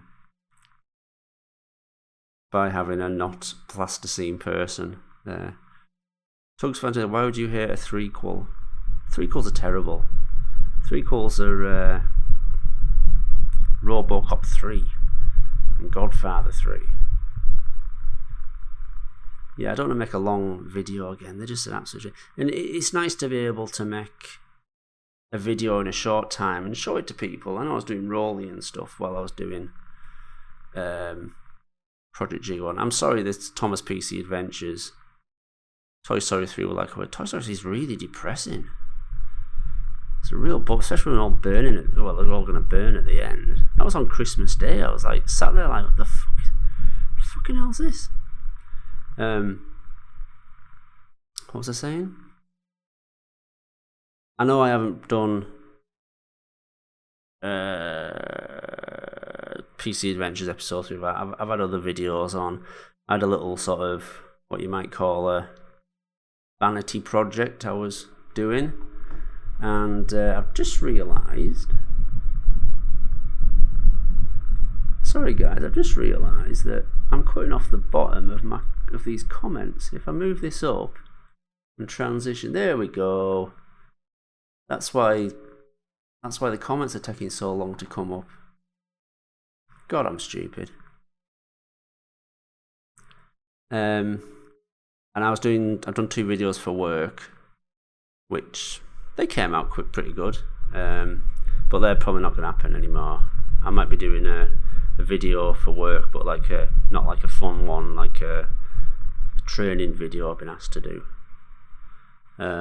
Obviously during the pandemic that's been cancelled, postponed I should say, and the vanity project has kind of gone on hold, so hopefully soon as this PC Adventures episode 3 comes out, I can get started on 4. I know what I'm going to do for 4, so yeah. Behaviour chip to regulate decisions that went against the early programming. If you're wondering what that weird sort of noise is, I'm scratching the cat under the chin. She's sat right next to the microphone. Sorry about that if you're hearing the whole thing. Bertha had indeed caused this incident. It would have been caused by a... Oh, the blood is a bit of stock footage, which won't surprise you. pretty strange. Very easy to find now. You know, they're all on YouTube and that. You hate RoboCop 3? Yeah. No, it's things like that, and Superman 3 and Superman 4 and things like that. They're kind of fascinating to watch, you know, even though they're bad films. It's kind of fascinating to see how downhill they went. So yeah, there's a bit of humour in it. RoboCop 3 is awful. It's like a kid wrote it. Me and Dan went to the cinema to see that, and when it finished, us looked at each other like, "Fuck." It's terrible. The whole like when he has his dream sequence when he wakes back up and he like, oh, that new woman has replaced the one that died. It's like, oh my god. Star Wars Episode 3 was decent. Holy shit, don't get me started. I went to the cinema to see that with some mates, and then Dan, who I hope isn't going to listen to this, he says, oh, you've got to come with us. I'm going to go at the cinema. 2 seconds, I've got to get a treat for the cat. She's been a bloody mooch. So he says, oh, come with us. I want to go and see Episode 3. So I went again, and this time went to our local cinema, and this is like a proper old, you know, theatre style cinema. Middle of summer, red hot, no air conditioning, and he brought his brother. I'm like, well, what do you make me come along for? Your brother's here. And virtually empty cinema, but I'm sat in the middle of them, one on either side, and I'm too polite to say I'm going to get some air and just sit further away. Okay, no offence. I'm too polite to do that. And I'm sat there, second time I'm watching this, I realised just how boring this was. I'm like, holy shit, this is boring. It's all, yeah. Do you not think they gave themselves too much to say? Mr. Slowly asks, how is PC Ventures going? Guess what? Slowly. No, couple of weeks and it's out. It's like they give themselves too much time, too much to do in the last film. So it's all yap. Anyway. Here we go. What's better, Toy Story 3 or RoboCop 3? Toy Story 3. Emotional response to something. All I know is Bertha wasn't capable of murder. I knew her too Bertha well. was all sort of hard angles and stuff, so it's quite easy to make a Bertha. Oh, here we go. Who remembers Cannon and Ball? I think I know one person on here who knows Cannon and Ball. They had a film out called Boys in Blue, and when I was a kid I went to cinema to watch this. Said El Tipo, tomorrow is my birthday. Happy birthday.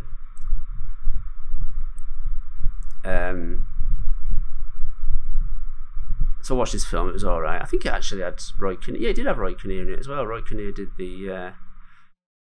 was the narrator on the Bertha series. And then it was on, I can't remember what channel it was on. I watched it again just recently. And I was like, holy crap, this is boring. Cancel the TV Can't show. find the play button. The cat's Then all the work started seated in front of the screen. We kept running for a while, but That's a bad effect. I was trying to do like a sort of internet playback effect, and it didn't really work. I think I've got a bit better at glitch effects it wasn't since. long before we had to close down.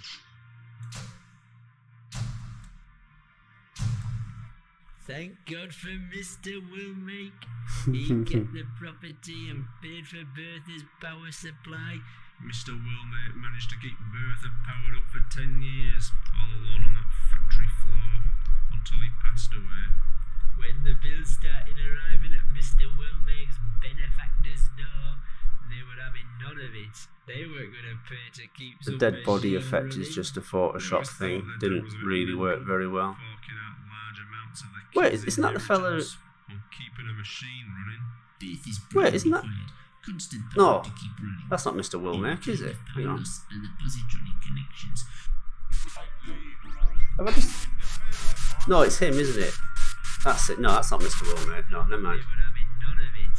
They For a minute there, I weren't thought I had prepared one of to the keep fellas some who died machine doing running. the They always thought their dad was being a talking head. That wouldn't have worked, would it? large amounts of the kids' inheritance. on keeping a machine running. Bertha's brain I broke the constant power to keep running. I brought the worst. I committed the worst crime in the world there. I cropped a 4:3 video, or zoomed in like that. A few of us got together and started a campaign to keep Bertha running. We wrote to everyone we could and managed to keep Bertha alive for years. Then along came the Reverend Tim. And here's the what I like to call the tree cave scene from Empire Strikes Back. This is you've heard this reference in Family Guy, don't you? The bit that kills the film Stone Dead. Like when Keith's throwing up in Shed 17, the bit that slows it down to a crawl. Tim set up a... That's kind of a bit not controversial, but could upset people. You can't you can kind of make it out. All the microphones there. There's a couple of daft logos in them. I don't know what that one is next to McDonald's. Maybe it's another TV channel, I don't know.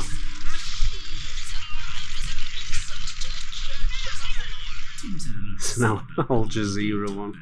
Over the years, he had formed a campaign against Bertha, and now they had turned their attention to Bertha's power consumption. Yeah, Reverend Tings is a character from Postman Pat, and I needed a religious character. This seemed, realistic to me, that there'd be some kind of religious character who'd be against calling Bertha an actual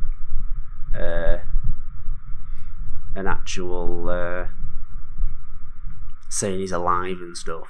That seemed like a logical thing, And I had this vague memory. Wasn't there a vicar in Postman Pat?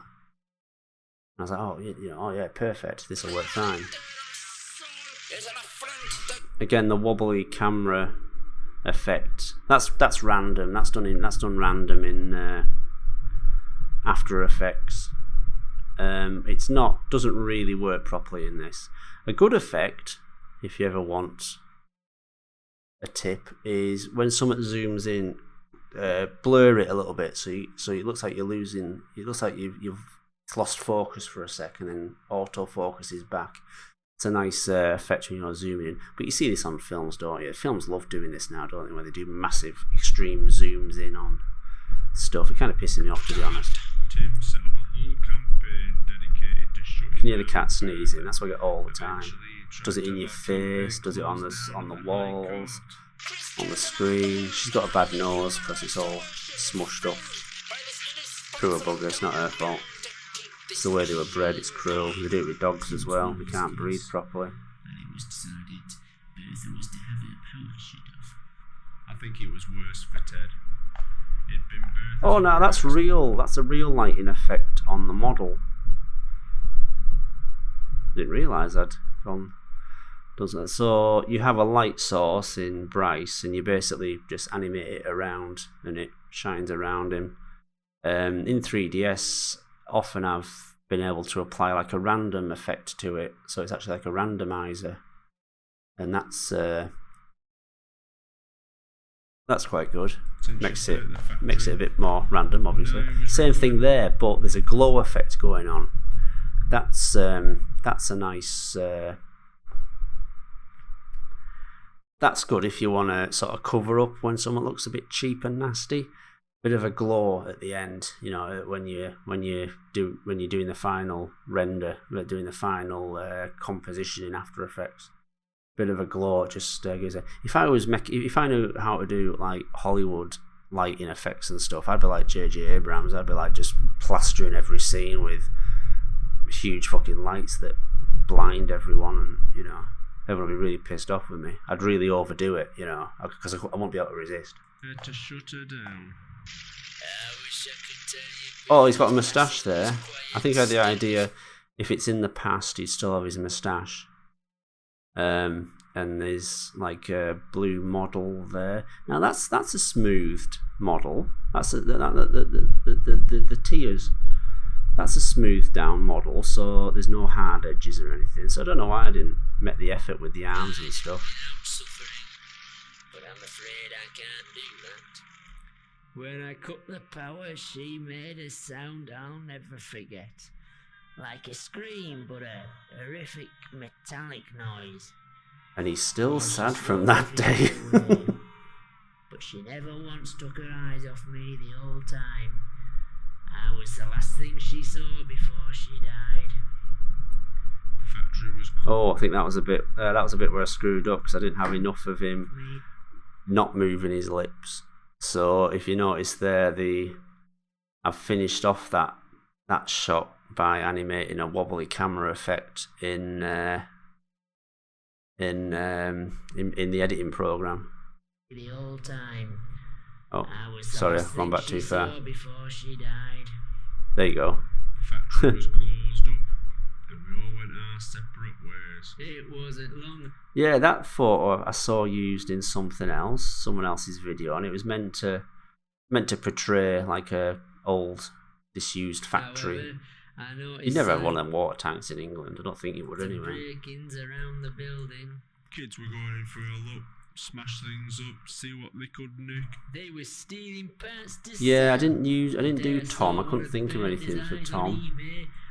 Oh, here we go. So this is an actual screen grab of eBay, which won't surprise you, and then went over it with my own text. I think I probably still have like a Photoshop sort of template for making my own fake eBay pages. But yeah, that's meant to be alright. It basically is alright, but there's a photo and it's like I think it's a distorted flat image of a motherboard or some kind of electronic board. I was physically sick. Then the army moved in, sealing up the Oh, here we go. And I've got this. I'll show you this footage later on. It was done again. It was these cars. These are models from a couple of books I had. I've probably talked about this before. It was so they're just models of these cars and stuff. I've added some simple plasticine models, and I did it on either a blue. It'd be a blue background for this because these trucks are green, and then the way you get physically sick. an old style, the way you get that old style camera footage, phone camera footage, because back then, you know, if you took videos on your mobile phone, they look like shit. The way you do that is actually take the video and re-encode it as really low quality MPEG-4s. That probably sounds obvious, but you literally are turning it into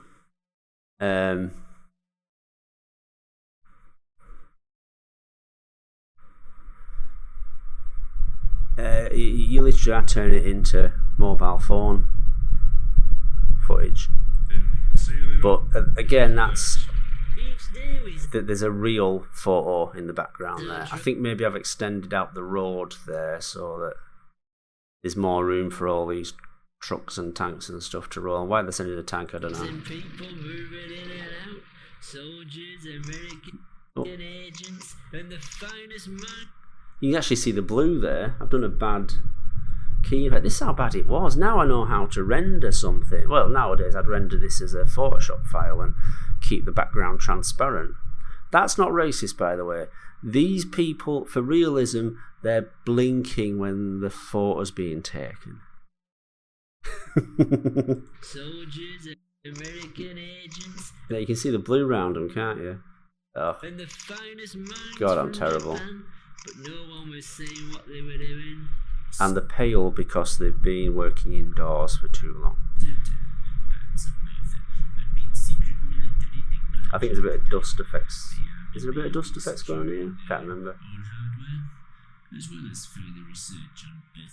That doesn't work. That's like 3D effects, but way too extreme. Oh, here we go. So the idea there is that Ted is looking at naked men on his TV.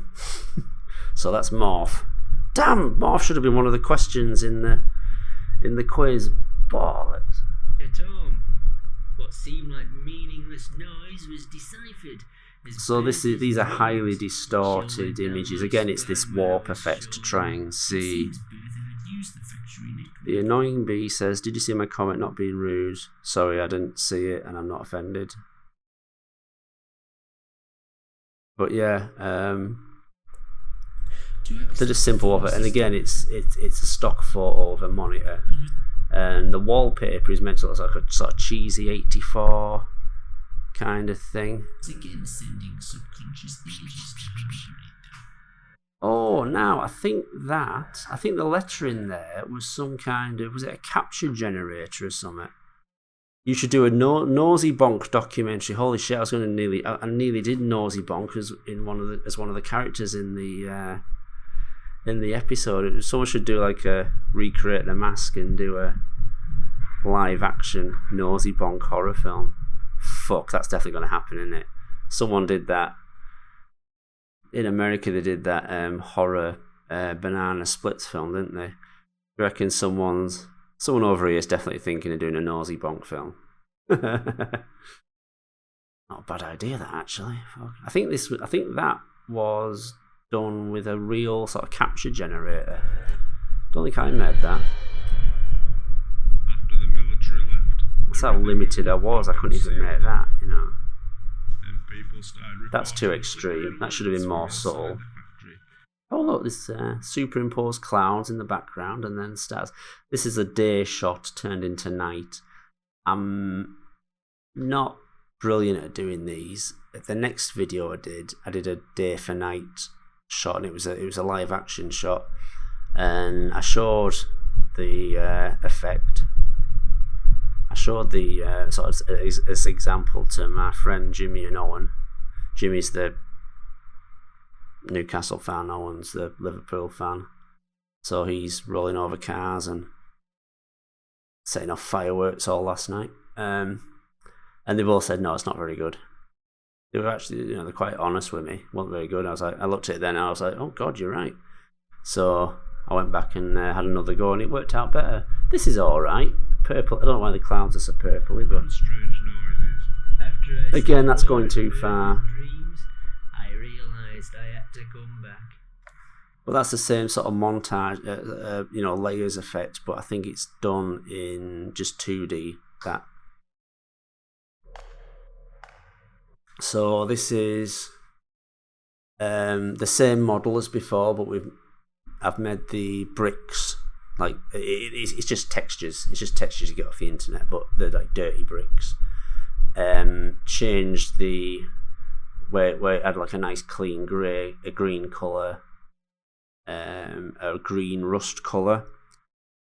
Same with like a sort of more ordinary rust colour for the cogs and stuff, and I boarded up. Just made some planes, just flat objects, and used them. Added like board textures, and putting the boards over the doors there, and then boxes. Boxes are dead easy to do. They're just 4, 5, probably only 5 flat planes, which are like flat objects. After the lights And then the same with the wall. There's no sort of depth to it. It's just a fairly flat box.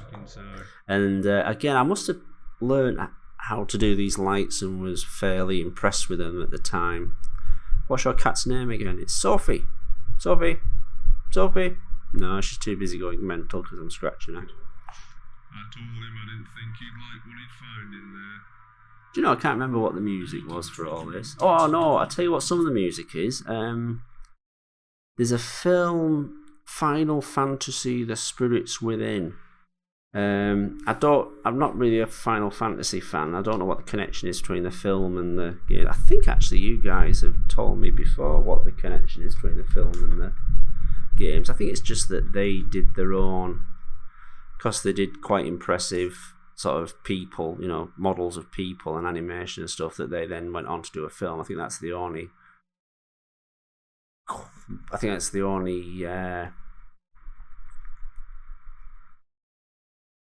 reason it's a Final Fantasy film. Alec Baldwin's in that film, yes he is. and the guy from Reservoir Dogs. It's a weird film. It's not really my cup of tea. All like spirits and all this kind of thing. It's a bit odd. James Woods is in it as well, and but it's really good soundtrack. I know you're not meant to use, I know it's copyrighted and that, but we won't tell anyone. I used a bit of it for my Battlestar Galactica spoof before this as well. But it's a really good sort of quite extreme, but also quite mysterious. Lots of nice little quiet bits and stuff. It's a very good soundtrack if you're ever making a film. There's a big extended soundtrack as well, and it's really good just for nicking little bits of tunes, little bits of music, little bits of stings and things for your videos. Elliot Goldenthal also did something else, can't remember what now. Some film I remember. Wasn't it? No. I was going to say, did he do Robocop 2? But no, that was someone else. Leonard Rosenman. What the hell are you talking about, Paul? Factory. What was left of her. That torch there was a glow added later, which probably won't surprise you. One of Bertha's nightmares were of me. Switching. Oh, and this is two different renders, and I'll show you both of them when we get this finished. This is a good close-up of Bertha, actually. There's basically two round objects, and then I think I got some old steam dials, like photos probably from a steam engine or something, and they'll be up there. And I can't remember if the machinery, the sort of controls by his hands are actually they might actually be from an episode of Bertha. Might be from actual Bertha. So it changes, and the mouth now has this sort of skeleton, this dead mouth. I think I got it from some kind of horror scene or something. The eyes, there's no more pupils anymore. These models, by the way, there aren't textures on the mouths. The mouth is actually a model. It's just a very long cylinder, very long thin cylinder, and then you bend it to the expression you want. And it's all made as separate models. There's no sort of distortion going on. So the ears are a separate model, the nose is a separate model, the eyes and the eyelids are a separate model. The hair's like 3 or 4 separate models. I wasn't good enough even to just sort of distort a single image to make a nice head or anything. And again, the eyes, there's no texture there. It's just a white ball with a little black ball for the pupil. Very basic. I think I got better as I went along doing this. Now the mouth there is done separately, and I motion tracked it. That was it. I motion tracked the mouth, the closed mouth, and then added the flickery with it's called a strobe effect, where you just make it randomly open and shut. They don't understand. You kind of see it's not quite matching. Obviously, it's not moving with the voices, but it's not quite matching. And you can see there, I've got the animation wrong. You see how everything's sort of moving on its own on the face. See, there, look. See how the eyes are kind of moving separately from the nose. So that's meant to be Bertha's dream. Again, it's like Robocop, picking up. Sadly, Bertha couldn't depend upon us. And that kind of having that line at the end from the title theme tune. Again, that led to Sam the Angel Fox coming up with the final line for Shed 17. We just thought of him as really useful, and some other guy whose name escapes me coming up with Thomas decided to leave. He'd seen everything, which turned out to be, everyone's had that joke, but what the hell. So that is Ted is rendered separately there. The model of Bertha is rendered separately, but the lights are genuine. The lights are inside the model and lighting up the vents in the top and behind the eyes. And they actually to make them light up, they actually move into shot. I don't think I could keyframe the brightness of them. Maybe I could. I can't remember. The wall is separate, and I think I must have done that because the light would have shone around the wall, so it probably shone underneath the wall and out the sides of the wall. Also, there's that. Oh no, that was it. There was a glow effect. I did quite an extreme glow effect on Bertha, but I didn't want that glow effect to appear on the wall in front or on Ted, or not as much of an extreme glow effect. That's what it was, yeah. So there's 3 layers going on here. Again, they're just moving in 2D. There's no sort of 3D effect going on here. Again, this is that Elliot Goldenthal music. It's very good for stuff like this. I think this music's when they have the big space orbit laser. The broken wall. What are you doing, Soph? You got hairball? God, she's weird. The broken wall, you can actually do that in After Effects. You can... There. Oh, bollocks. You can actually do that effect. There. It's breaking away, but they're not actually... It's not the actual bricks breaking away. There's an effect in After Effects where you can make part of a layer break away, and you can select the shape it would be. You can make a random shape, or in this case you can select a brick effect, and you can add depth to it as well, so you can make each section have a bit of depth, so it looks more 3D. So that's all that is, and it's done really quick, so you can't really tell. The arm is rendered separately, which comes towards the camera. I think sort of physically it wouldn't work like this in the real thing, and obviously that arm has to be made impossibly longer. Is that music from Final Fantasy Spirits Within? It is Tugsfan 2018. Obviously the arm has to be, it's kind of like the claw in Project G1, Diesel 10's claw. It's much, where you need it to be, it's much longer or bigger than would be possible, but artistic license. Now for this, Ted, I'll show you this stuff after. Ted is rendered on top of a green background. The arm is rendered on, Bertha's arm is rendered on a green background. This is how simple it was. And then you take out the backgrounds, you key out the backgrounds like you would a blue screen or a green screen. And the thumb of Bertha, I think I've just cut out that bit that's supposed to go behind Ted, sort of under his arm, and then the Ted model actually is squeezed itself. No, I'll tell you what it does. I'll tell you what it's doing. The arm is actually is on a blue background, and it's grabbing a blue shape, so that the fingers go behind this blue shape, so you don't see them anymore. That was it.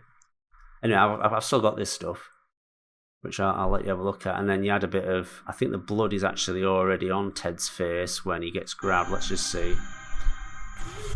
No, it's added later. Oh no, it's I must have changed the rendering, and see there, that's a textured face, so I must have got better at it. Oh, and the shocked face before, the mouth is a texture now.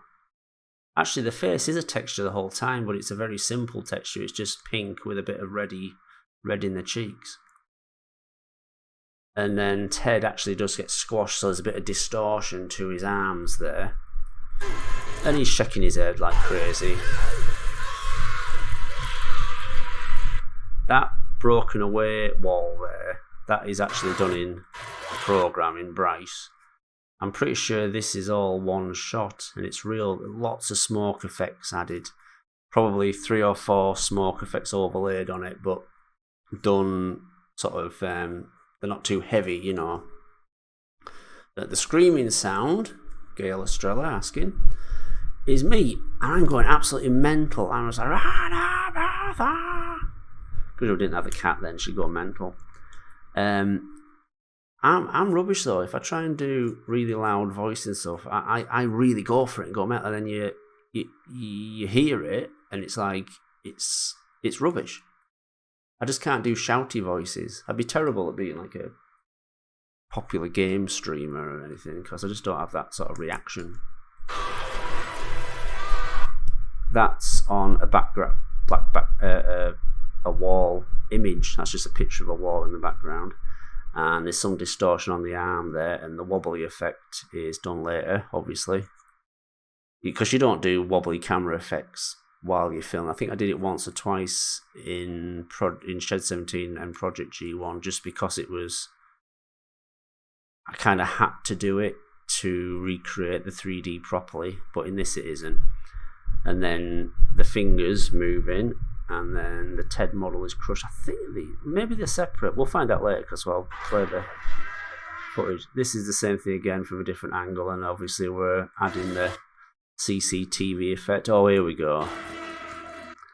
My brother had the idea. My brother, not me. He always takes it too far. He suggested Bertha should have a cock drill. God knows where that idea comes from. But I thought, let's do it as a machine gun. So that's what's going on there. This music's great though, isn't it? It's proper like over the top mental.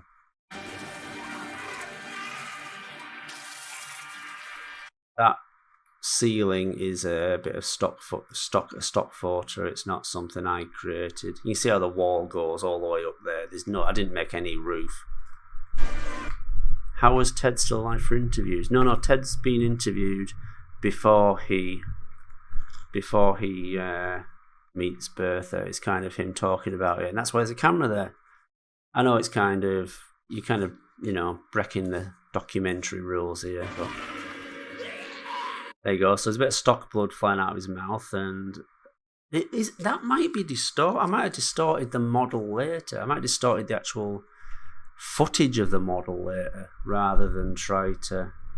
I think I did. I must have distorted the image rather than actually try to distort the model, because I just wasn't that good for doing stuff like that. Anyway, and then lots of wobbly effects. Again, you can do this in After Effects. You switch on the motion blur, and then you had like a sort of random shake effect that's there, and you can toy with this and get it exactly right. So the raw, but when she roars, and then you add the effects, and it just makes everything seem more powerful. Much more stock footage of falling, whatever you call it, ceiling, concrete, whatever. You'll have seen this footage in millions of people's band films and stuff. And the raw, can't remember where the raw's from. I'll see if I can find that later on, but I liked it because it was kind of a metallic raw, sort of a scream. And this is not top modeling or anything. You see there how the forearm that's got all the TED moves in, and it comes out the back because it's much bigger now than it was before. And also the thumb is going through TED, so obviously TED's part of that model. Just little faults that you can't really, do.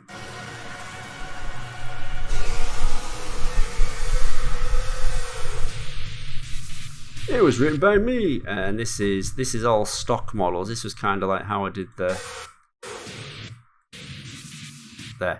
is kind of like how I did the Sodor research place in Shed 17. It's all stock models. You'll probably recognise these from Shed 17. Actually, sometimes they don't come out right in the program. The rocks. That's what Bryce is good for. You can just come up with random rocks. Where do you get the raw from? I'm not 100% sure. We'll see if it's in the the files for the video itself. The helicopters again are stock from a book I have, and I just did just made the rotor blades move too slowly, obviously. The wobble again is done separately. That's me showing off my name and everything. Now, when I was writing music, I got in touch with this guy, Edoxim. It's really good. He's still doing stuff. Sometimes talks to me on Twitter, and he let me use this tune, which was really cool. MySpace. I don't think he uses MySpace anymore. That's a giveaway how long ago this was. But I used to do sort of record metal, but it was with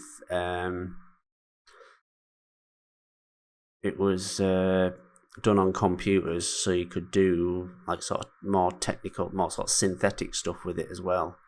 And the funny thing is, people would send you their sort of techno stuff or their industrial kind of stuff, and I'd be like, actually, I prefer it when I get, when I do a swap with someone and they send me some extreme death metal or something. I prefer that, but yeah, this stuff was good.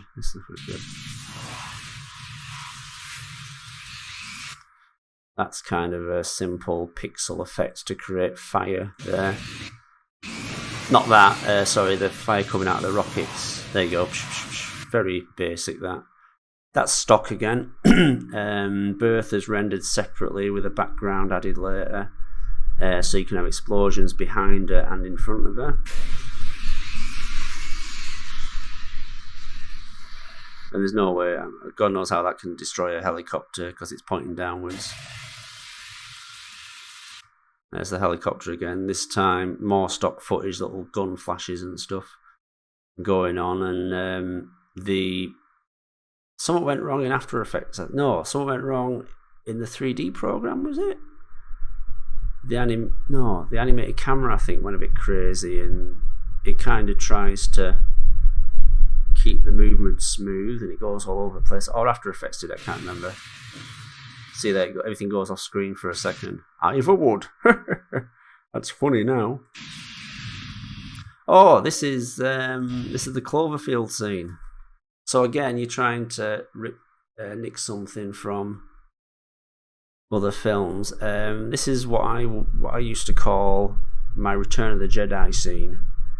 I was watching it was a sort of in-depth program that showed you the effects from Return of the Jedi, which had come out at the time, and they showed you this one shot, and it's Millennium Falcon sort of flying away from the Death Star, and there's TIE fighters flying and all these other ships and stuff, and it's about like a second, this shot, and it shows you all the detail that goes into it, how everything was done and all this.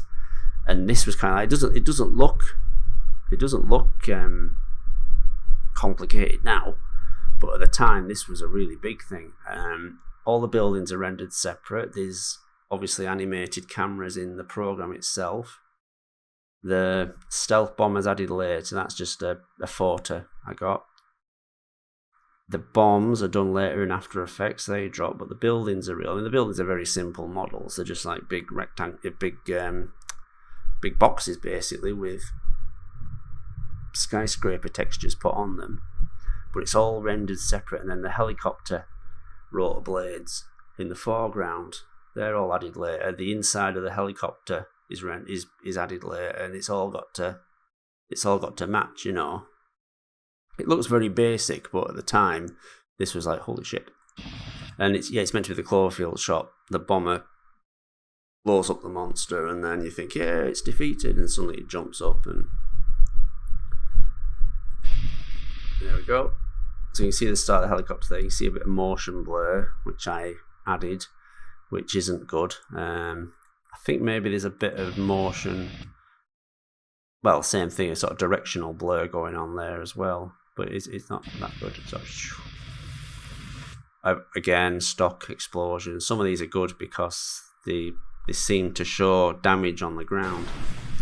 But you see how they're behind some of them are behind Bertha, some of them are behind the foreground buildings. There. See the buildings right in the foreground, right underneath the helicopter. And part of them are appearing behind the skyscraper, so you've got to render the skyscrapers separate. It's mental. And then big dust effects. This stock footage is not mine, so feel free to nick it. And then another into the foreground, sort of coming out from the back of the image. So it's a camera pointing down, and the dust is flying up at the camera. So that's kind of whooshes at you just as Bertha comes in your face. Sorry. Were the military successful in taking down Bertha? Nah, you always set up a sequel. And then this, hold on, there was a film come out at the time, I know I've talked about this before, called Skyline.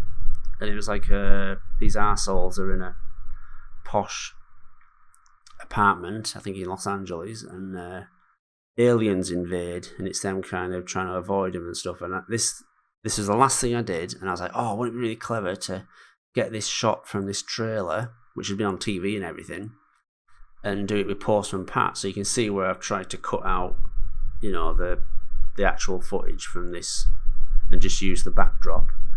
We didn't have the Photoshop sticking plaster effect back then, although that isn't perfect at all, like. But and then you just add the leg later, and the idea is it's a tie-in with Postman Pat. Obviously, it's kind of funny.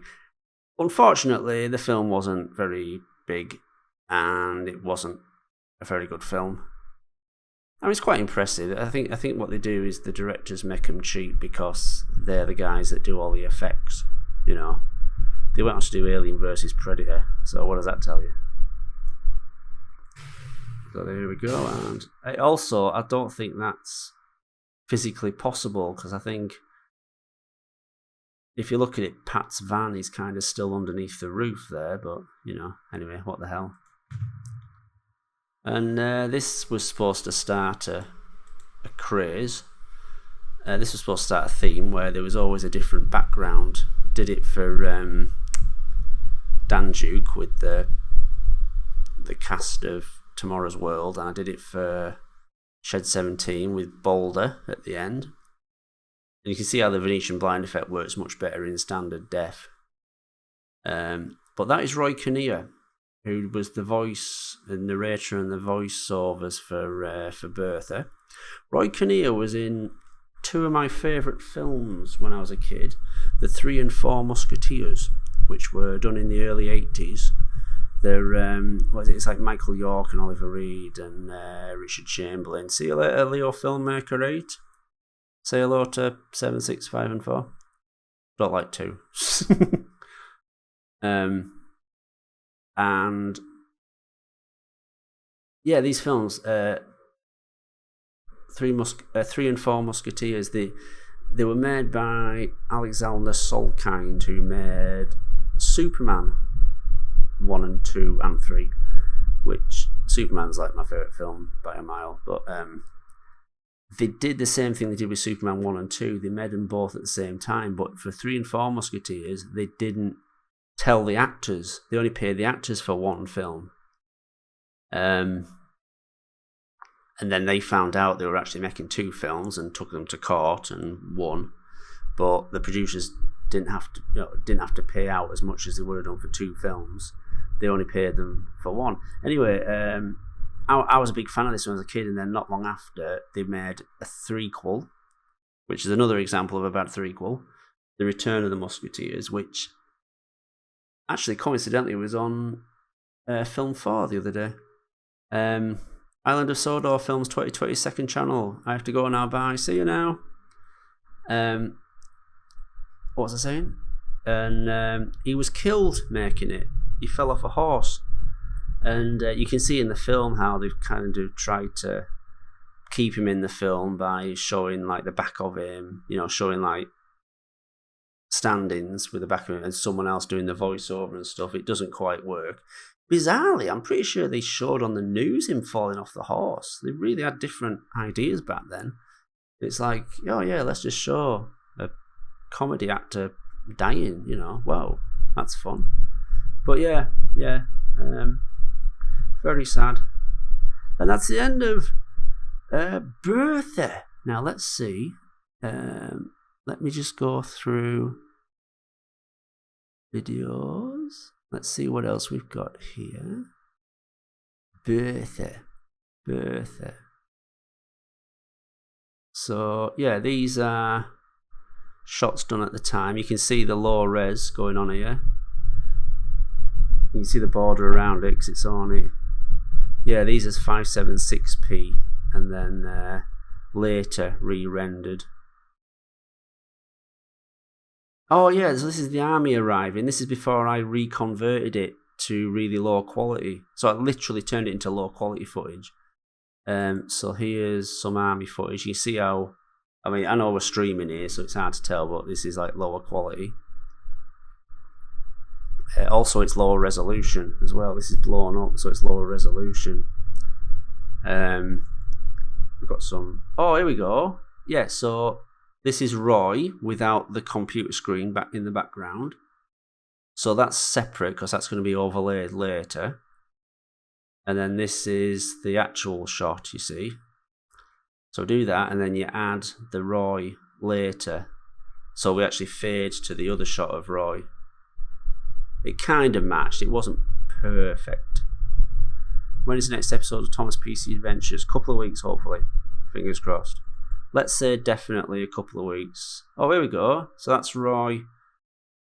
That's the shot. I don't think I actually used this in the end. I don't think he turns from paper into... I don't think he turns from paper into this shot, does he? Pretty sure I didn't do this. There we are. And that's the ASCII one.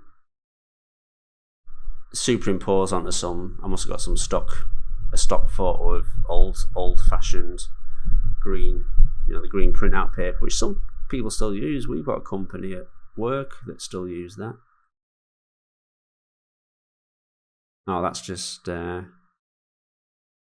the final shot. Let's keep going. Oh no, it's BBC. Anything here that we didn't? No, I'm pretty sure we used all this.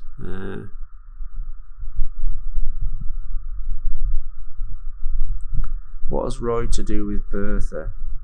Roy's in the series Bertha. So these are just the full shots.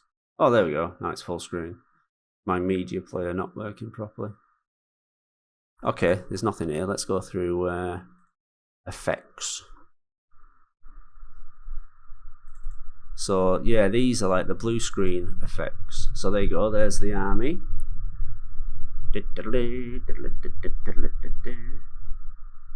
Will Keith appear in PC Adventures? No, I don't want to do sort of crossovers. Shed is Shed canon. Rolly's Rolly canon. And PC Adventures is PC Adventures canon. Even though for a brief couple of seconds you see Billy the Boy Racer in it. And then there's yeah, there we go. So then you're adding this to... So you see how the shadows are made by having a blue plane underneath. So you're creating the shadows. Did you remove a rolly shot? I did, because I was worried it would offend somebody. They might have assumed it was a dig at them. And one was taken down. The one where Henry gets his face covered in blood after killing a kid.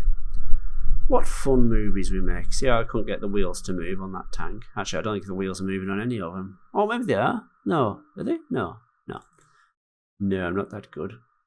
There's a helicopter. So, very basic.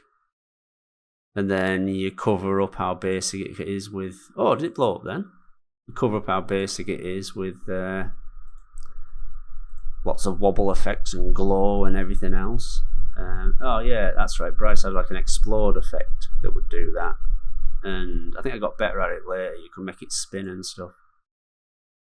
Oh, look, there's a cloud. There's a mist effect in the background. You could do fog effects in it. That was it. It's like a blue fog. So as objects come forward, they stay invisible. But as they go backwards, they disappear into the fog. So you can actually make them disappear into the night. This is the Cloverfield bombing. That's the foreground. So everything's one big project, but you're rendering each bit separate. And this is what it was like. Now I can render these as image sequences with real transparent backgrounds.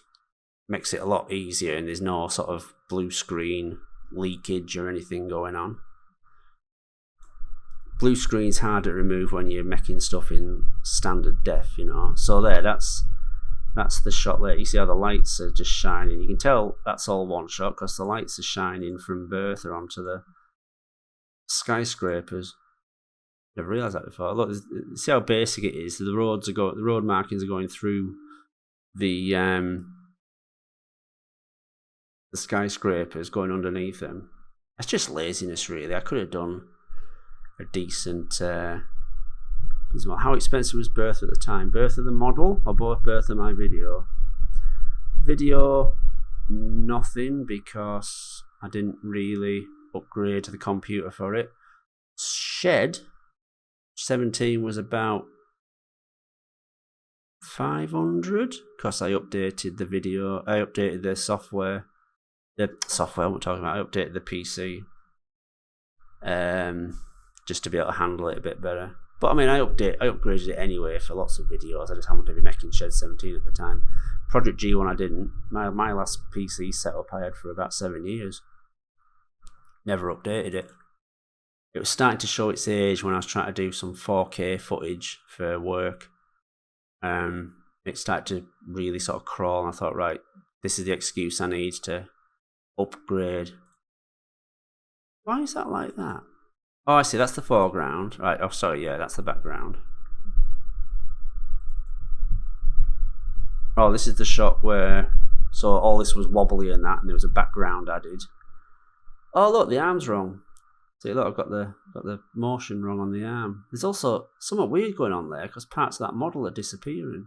This was Bryce, you see. It's got its own sort of weird things it does. No doubt there's things in Blender that don't work properly. Oh, her cock's moving as well. She's obviously on a downer there. Stop it, Paul, for God's sake. Hey, you. Cat's watching me like, what are you doing? That's kind of basic. Again, you see a bad blue screen. I've obviously not got the colour quite right. But this program likes to add its own atmospheres and stuff, so you've got to be careful. Make sure it's... Oh, there's the cock drill. Oh, that's right, yeah, look. So that's the cock drill, and then it flickers between that and the light underneath. And then you as the muzzle flashes from the gun, stock footage again, and you flicker between the two. It's a strobe effect in After Effects, and you can sort of turn it up and that. You can also make it a little bit random, so it doesn't look too unnatural. This is the basic shot. So you see the background is actually just a plane with a photo of a skyline. Probably multiple skylines, that actually. Oh look, that building's floating in the air. I wonder if, well, presumably it was doing that in the original. And also something's gone wrong there with this part of Bertha's legs. Look, it's moving up. So obviously there's some kind of keyframing gone wrong. I didn't expect like an audience, you know what I mean? Same with Shed 17, you don't expect an audience, so you don't worry too much about the details. Project G1, you worry about the details all the time. I would never have let that model in the background float in the air. Probably. Oh, this is... Now, on BBC One, a brand new look to launch the early evening lineup. At 7 on Tuesdays and Thursdays, drama with the EastEnders. On Mondays, Wednesdays and Fridays, the live and lively entertainment is provided by Terry Wogan. Hey! Terry Wogan. Now, on BBC One, a brand new look to launch the early evening lineup. At 7 on Tuesdays and Thursdays, like the best drama with the EastEnders. I could have got for this. On Mondays, Wednesdays and Fridays, the live and lively entertainment is provided by Terry Wogan. Oh, we don't have TV presenters like that anymore. There's Bertha's arm on its own, like I said, and you can see how probably that arm is coming away from its socket and it's on its own, but you can't see it from that angle. And then later I've added a bit of motion blur, that's like directional zoom blur to make it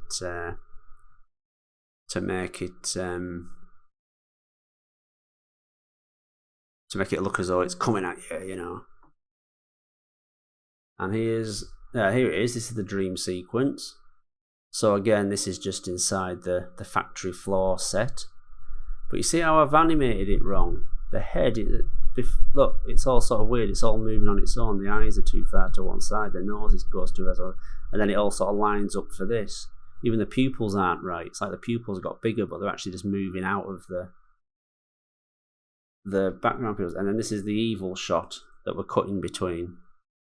And of course you had choir and stuff and build up noise and things like that. It's some kind of dead zombie face or something. That it's kind of like a texture. Bryce was awful for textures. You actually you couldn't see the model with the texture on. You had to do a slow render to actually see the texture. It's a pain in the ass. Oh, so this is the arm grabbing Ted, and you can see, you might be able to make out that there's an object there that's it's a slightly different shade of blue. See, the thumb goes behind it, and then the fingers go behind, and that's how the fingers go behind Ted. I probably apply some distortion as well, so it's so the fingers go behind at the right places. Then that's Ted. Something wrong with his eyebrows there. And then, there we go. Then see the model, the texture changes when he gets grabbed.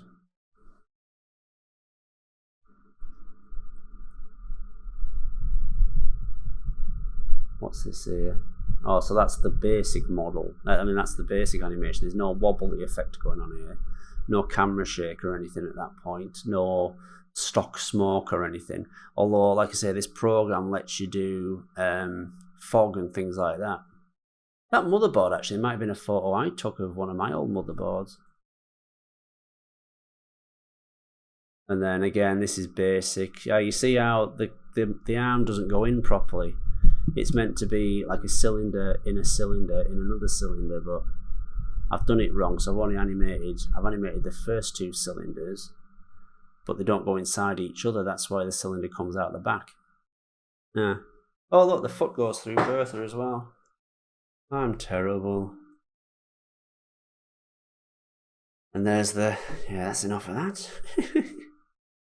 Oh, this is the security camera footage. Here we go. Wait a minute. Was there a cock there? Oh yeah, there it is. It's coming out of nothing there. I think the idea is you're meant to think it's coming out of a container for it or something, but no, it's kind of rubbish. Oh, this is it. This is the CCTV. I think this is... No, it's not. No, I was going to say this is a lower resolution shot, but no, it isn't. It's just because the camera, like the virtual camera's further away. You see how Ted's actually moving through the wall there. His leg's moving through the wall. Oh, I don't know. Never mind. Oh, this is it. So the light... No. Oh, this is weird. Bertha's waking up. The lights come on. Oh, that's it. Yeah, look. So the lights are off. They're moved back, so they can't be seen inside Bertha. But when they move forward, so the rest of Bertha up, you can see them just briefly flash the rest of the building. I think I probably had to do a cut there, like a harsh sort of cut without any fade or anything, just to cut from lights off to lights on. There, see? Yeah. God, that's interesting, Paul. I'm really glad you showed me that. This is Bertha's blueprints. So you see that's like I don't know what the image is. Yeah, it's white on black, that's it. And then you overlay it on the blueprint paper. You do like so it only lightens the blueprint paper. So you just had it on like that. There's the car from the car park. This is all like uncompressed footage. It's the only way I could get the footage to render properly in Bryce, and this is taking up loads of space on the hard disk. I didn't realise. Oh, that's some stock footage. That's a car blowing up. This is the warehouse closing down, but without the awful phone camera. Oh, I see. No, it's rendered separate because I didn't know exactly when it was going to shut down. So there you go. That's a one light out. Oh, these are these are with lights on, are they? There, that's lights on. And then 2 lights. Then presumably that's 1 light. Yeah. And then just the eyes. There you go.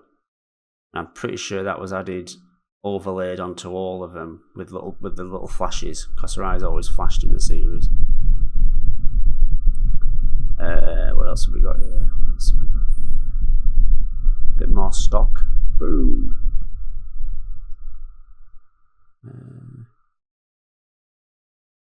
Oh, here we go. So this is the death footage without the CCTV. Oh, look at that. Hey. Oh, the texture wraps round, so he's still got his jacket his jacket buttons are on the far side as well. That's still a problem sometimes in 3DS. So you can see how basic it is, but you change the speed, so you get it later. You change the speed of it as long as you render it nice, so it's a nice slow animation, and you can speed it up to your own sort of taste later on, and then you add like a Posterize Time effect, and it kind of covers up that you're speeding it up or slowing it down. Again, this is so that camera is actually done. That's like a virtual camera inside the program itself. Produce. Oh, his feet were saved. And it's a lower frame rate. It's only 15 frames. Probably because I knew I was going to speed it up, and I knew that, and even something simple like that would take a long time to render. It was a real nightmare. There we go. I don't know why he's got that red spot on his head. Something wrong with the lighting. No! There's no look of horror on his face or anything. I think I managed to make his legs wobble there. That was quite a nice effect. Oh, and here he is being looked at. Go on, Bertha. Crush him to death. Oh, here we go. And then this later on, you actually motion tracked his moustache, and then added the open mouth and just made it come on and off at random. Here's Bertha.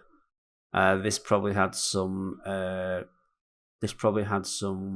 camera wobble added later. Oh, here's Postman Pat's van. I don't think was it animated to actually move forward, or is it just a camera? I think the model's it's only turning, so it's not really tracked properly. Oh yeah, and I added reflection to the back mirrors separate, and the windows on the sides. Yeah, that was it. I added reflection to it. Sorry, I should have mentioned that early on. See how the Royal Mail sign's a bit. That's quite low resolution. I probably struggled to find before that. Oh, there it is, being crushed. See, Bryce let you do this quite easy. I could watch this all day, couldn't it? Here's the professor doing his narrating. Quite like that. That guy, he's got a bit of a nerdy hair doing that. I'm not much at drawing on Photoshop, that's why the pocket looks a bit rubbish. Here's Reverend Timms. So he's doing a bit of... Oh, no. You see, he hasn't got a proper pivot point on his arm, so he's not moved from the shoulder. It's kind of all over the place. But again, lots of... Oh, look, here's the proper Skyline trailer. Holy shit.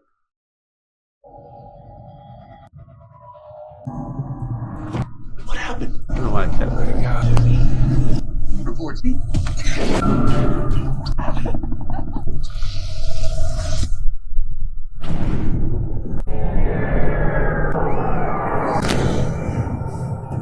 Let's see it. Let's see, does it show it? I hope it does.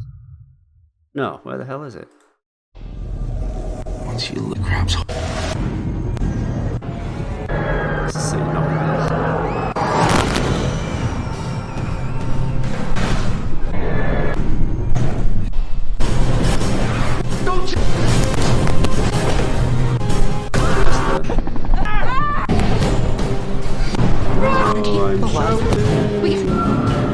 Sorry. No, I'm shouting. Oh, there we go. Crush.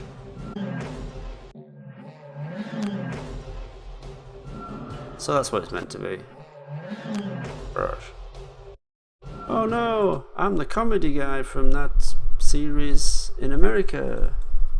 Here's Ted crying. So you see, look, there's a nice sort of soft, there's no harsh angles on his tears. So obviously I must have known how to do that, but obviously didn't make the effort.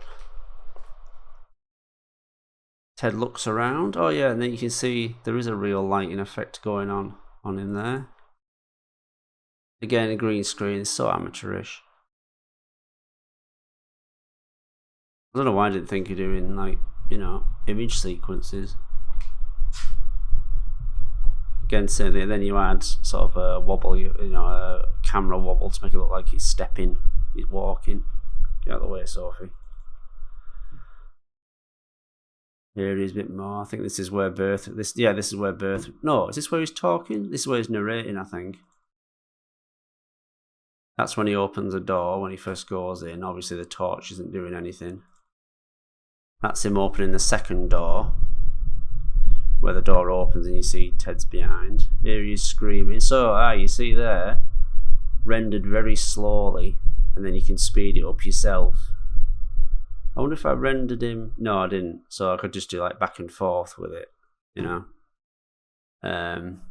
So it makes it nice and easy. You can look at it and say, right, that either is too fast or not fast enough. Oh, there he is, having a bit of a look. What the fuck? That would make a nice meme, wouldn't it? What the fuck? What else have we got here? Oh, here's a workman. Oh, there's how the crowd was done. Copy and paste 600 times. That makes your computer go, what the fuck? That looks really low res for some reason. I must have, maybe it was in the settings. Maybe I thought, I don't need to render this too high quality. Oh, I think I've crashed it. I think I crashed it.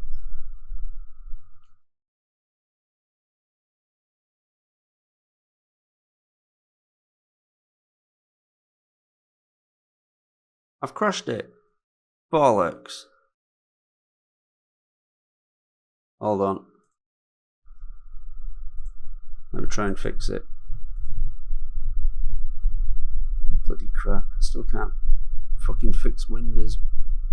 Bloody media player, can they? There we go.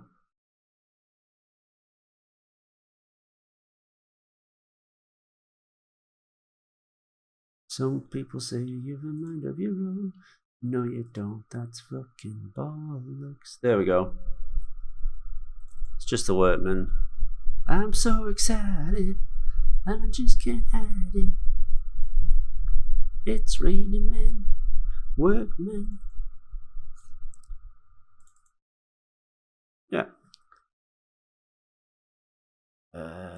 Lots of workmen. Lots of workmen. Is he kind of doing the wrong finger there? Oh no, that's a middle finger when you've only got 3 fingers and a thumb. That's like the middle finger when you. Did I even use that in the video? I remember the raggy dolls. Made imperfectly. I even had a thought for like a horror film or something for that.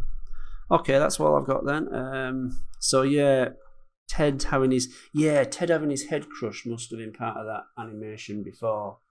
It just comes up very quickly, so that must have been it. Some of this music is actually from District 9. I'm just looking in. I've got the music here for it, and then there's like That's it.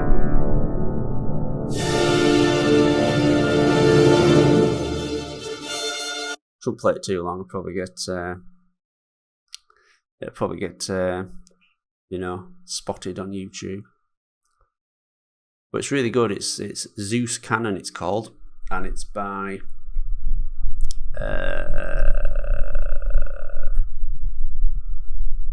who did I say?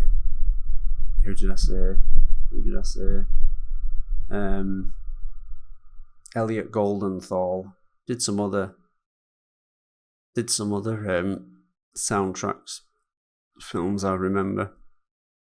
There's some stuff here. James Newton Howard, The Hand of Fate, but it doesn't tell me what the film is. Oh, it sounds like that. It sounds like Batman Begins. No.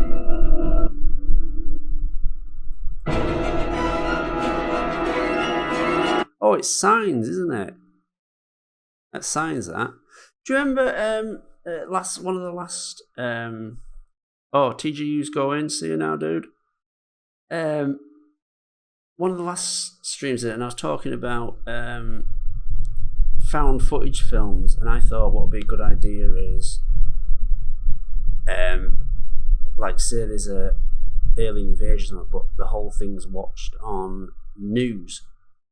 Like someone's clicking, like the whole thing's seen on a TV, and someone's clicking between news channels, and you see everything that way. And someone said Signs, and I only saw the comment later on, and I was thinking, yeah, that's totally it, because most of the action, most of the big stuff, the characters are actually just seeing it on the news, and that's kind of how most of us would look at, you know, something big happening, it'd be on the news. That's exactly where I got the idea from. I can't remember who brought it up, so if it's one of you, well done. That's exactly where I got the idea from.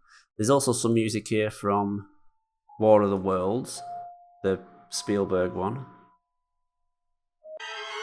Oh yeah, all that business, all the sort of horror business.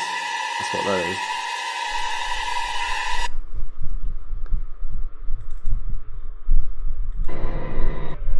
Some basement music. That Empire Strikes Back scene, what I call the Empire Strikes Back scene because it kills the film Stone Dead. That's kind of like the basement scene in War of the Worlds. You know, sort of. It's like, I wonder where the money ran out on this film. That point right there. Okay, guys. I hope you've all enjoyed yourself. And just one last announcement.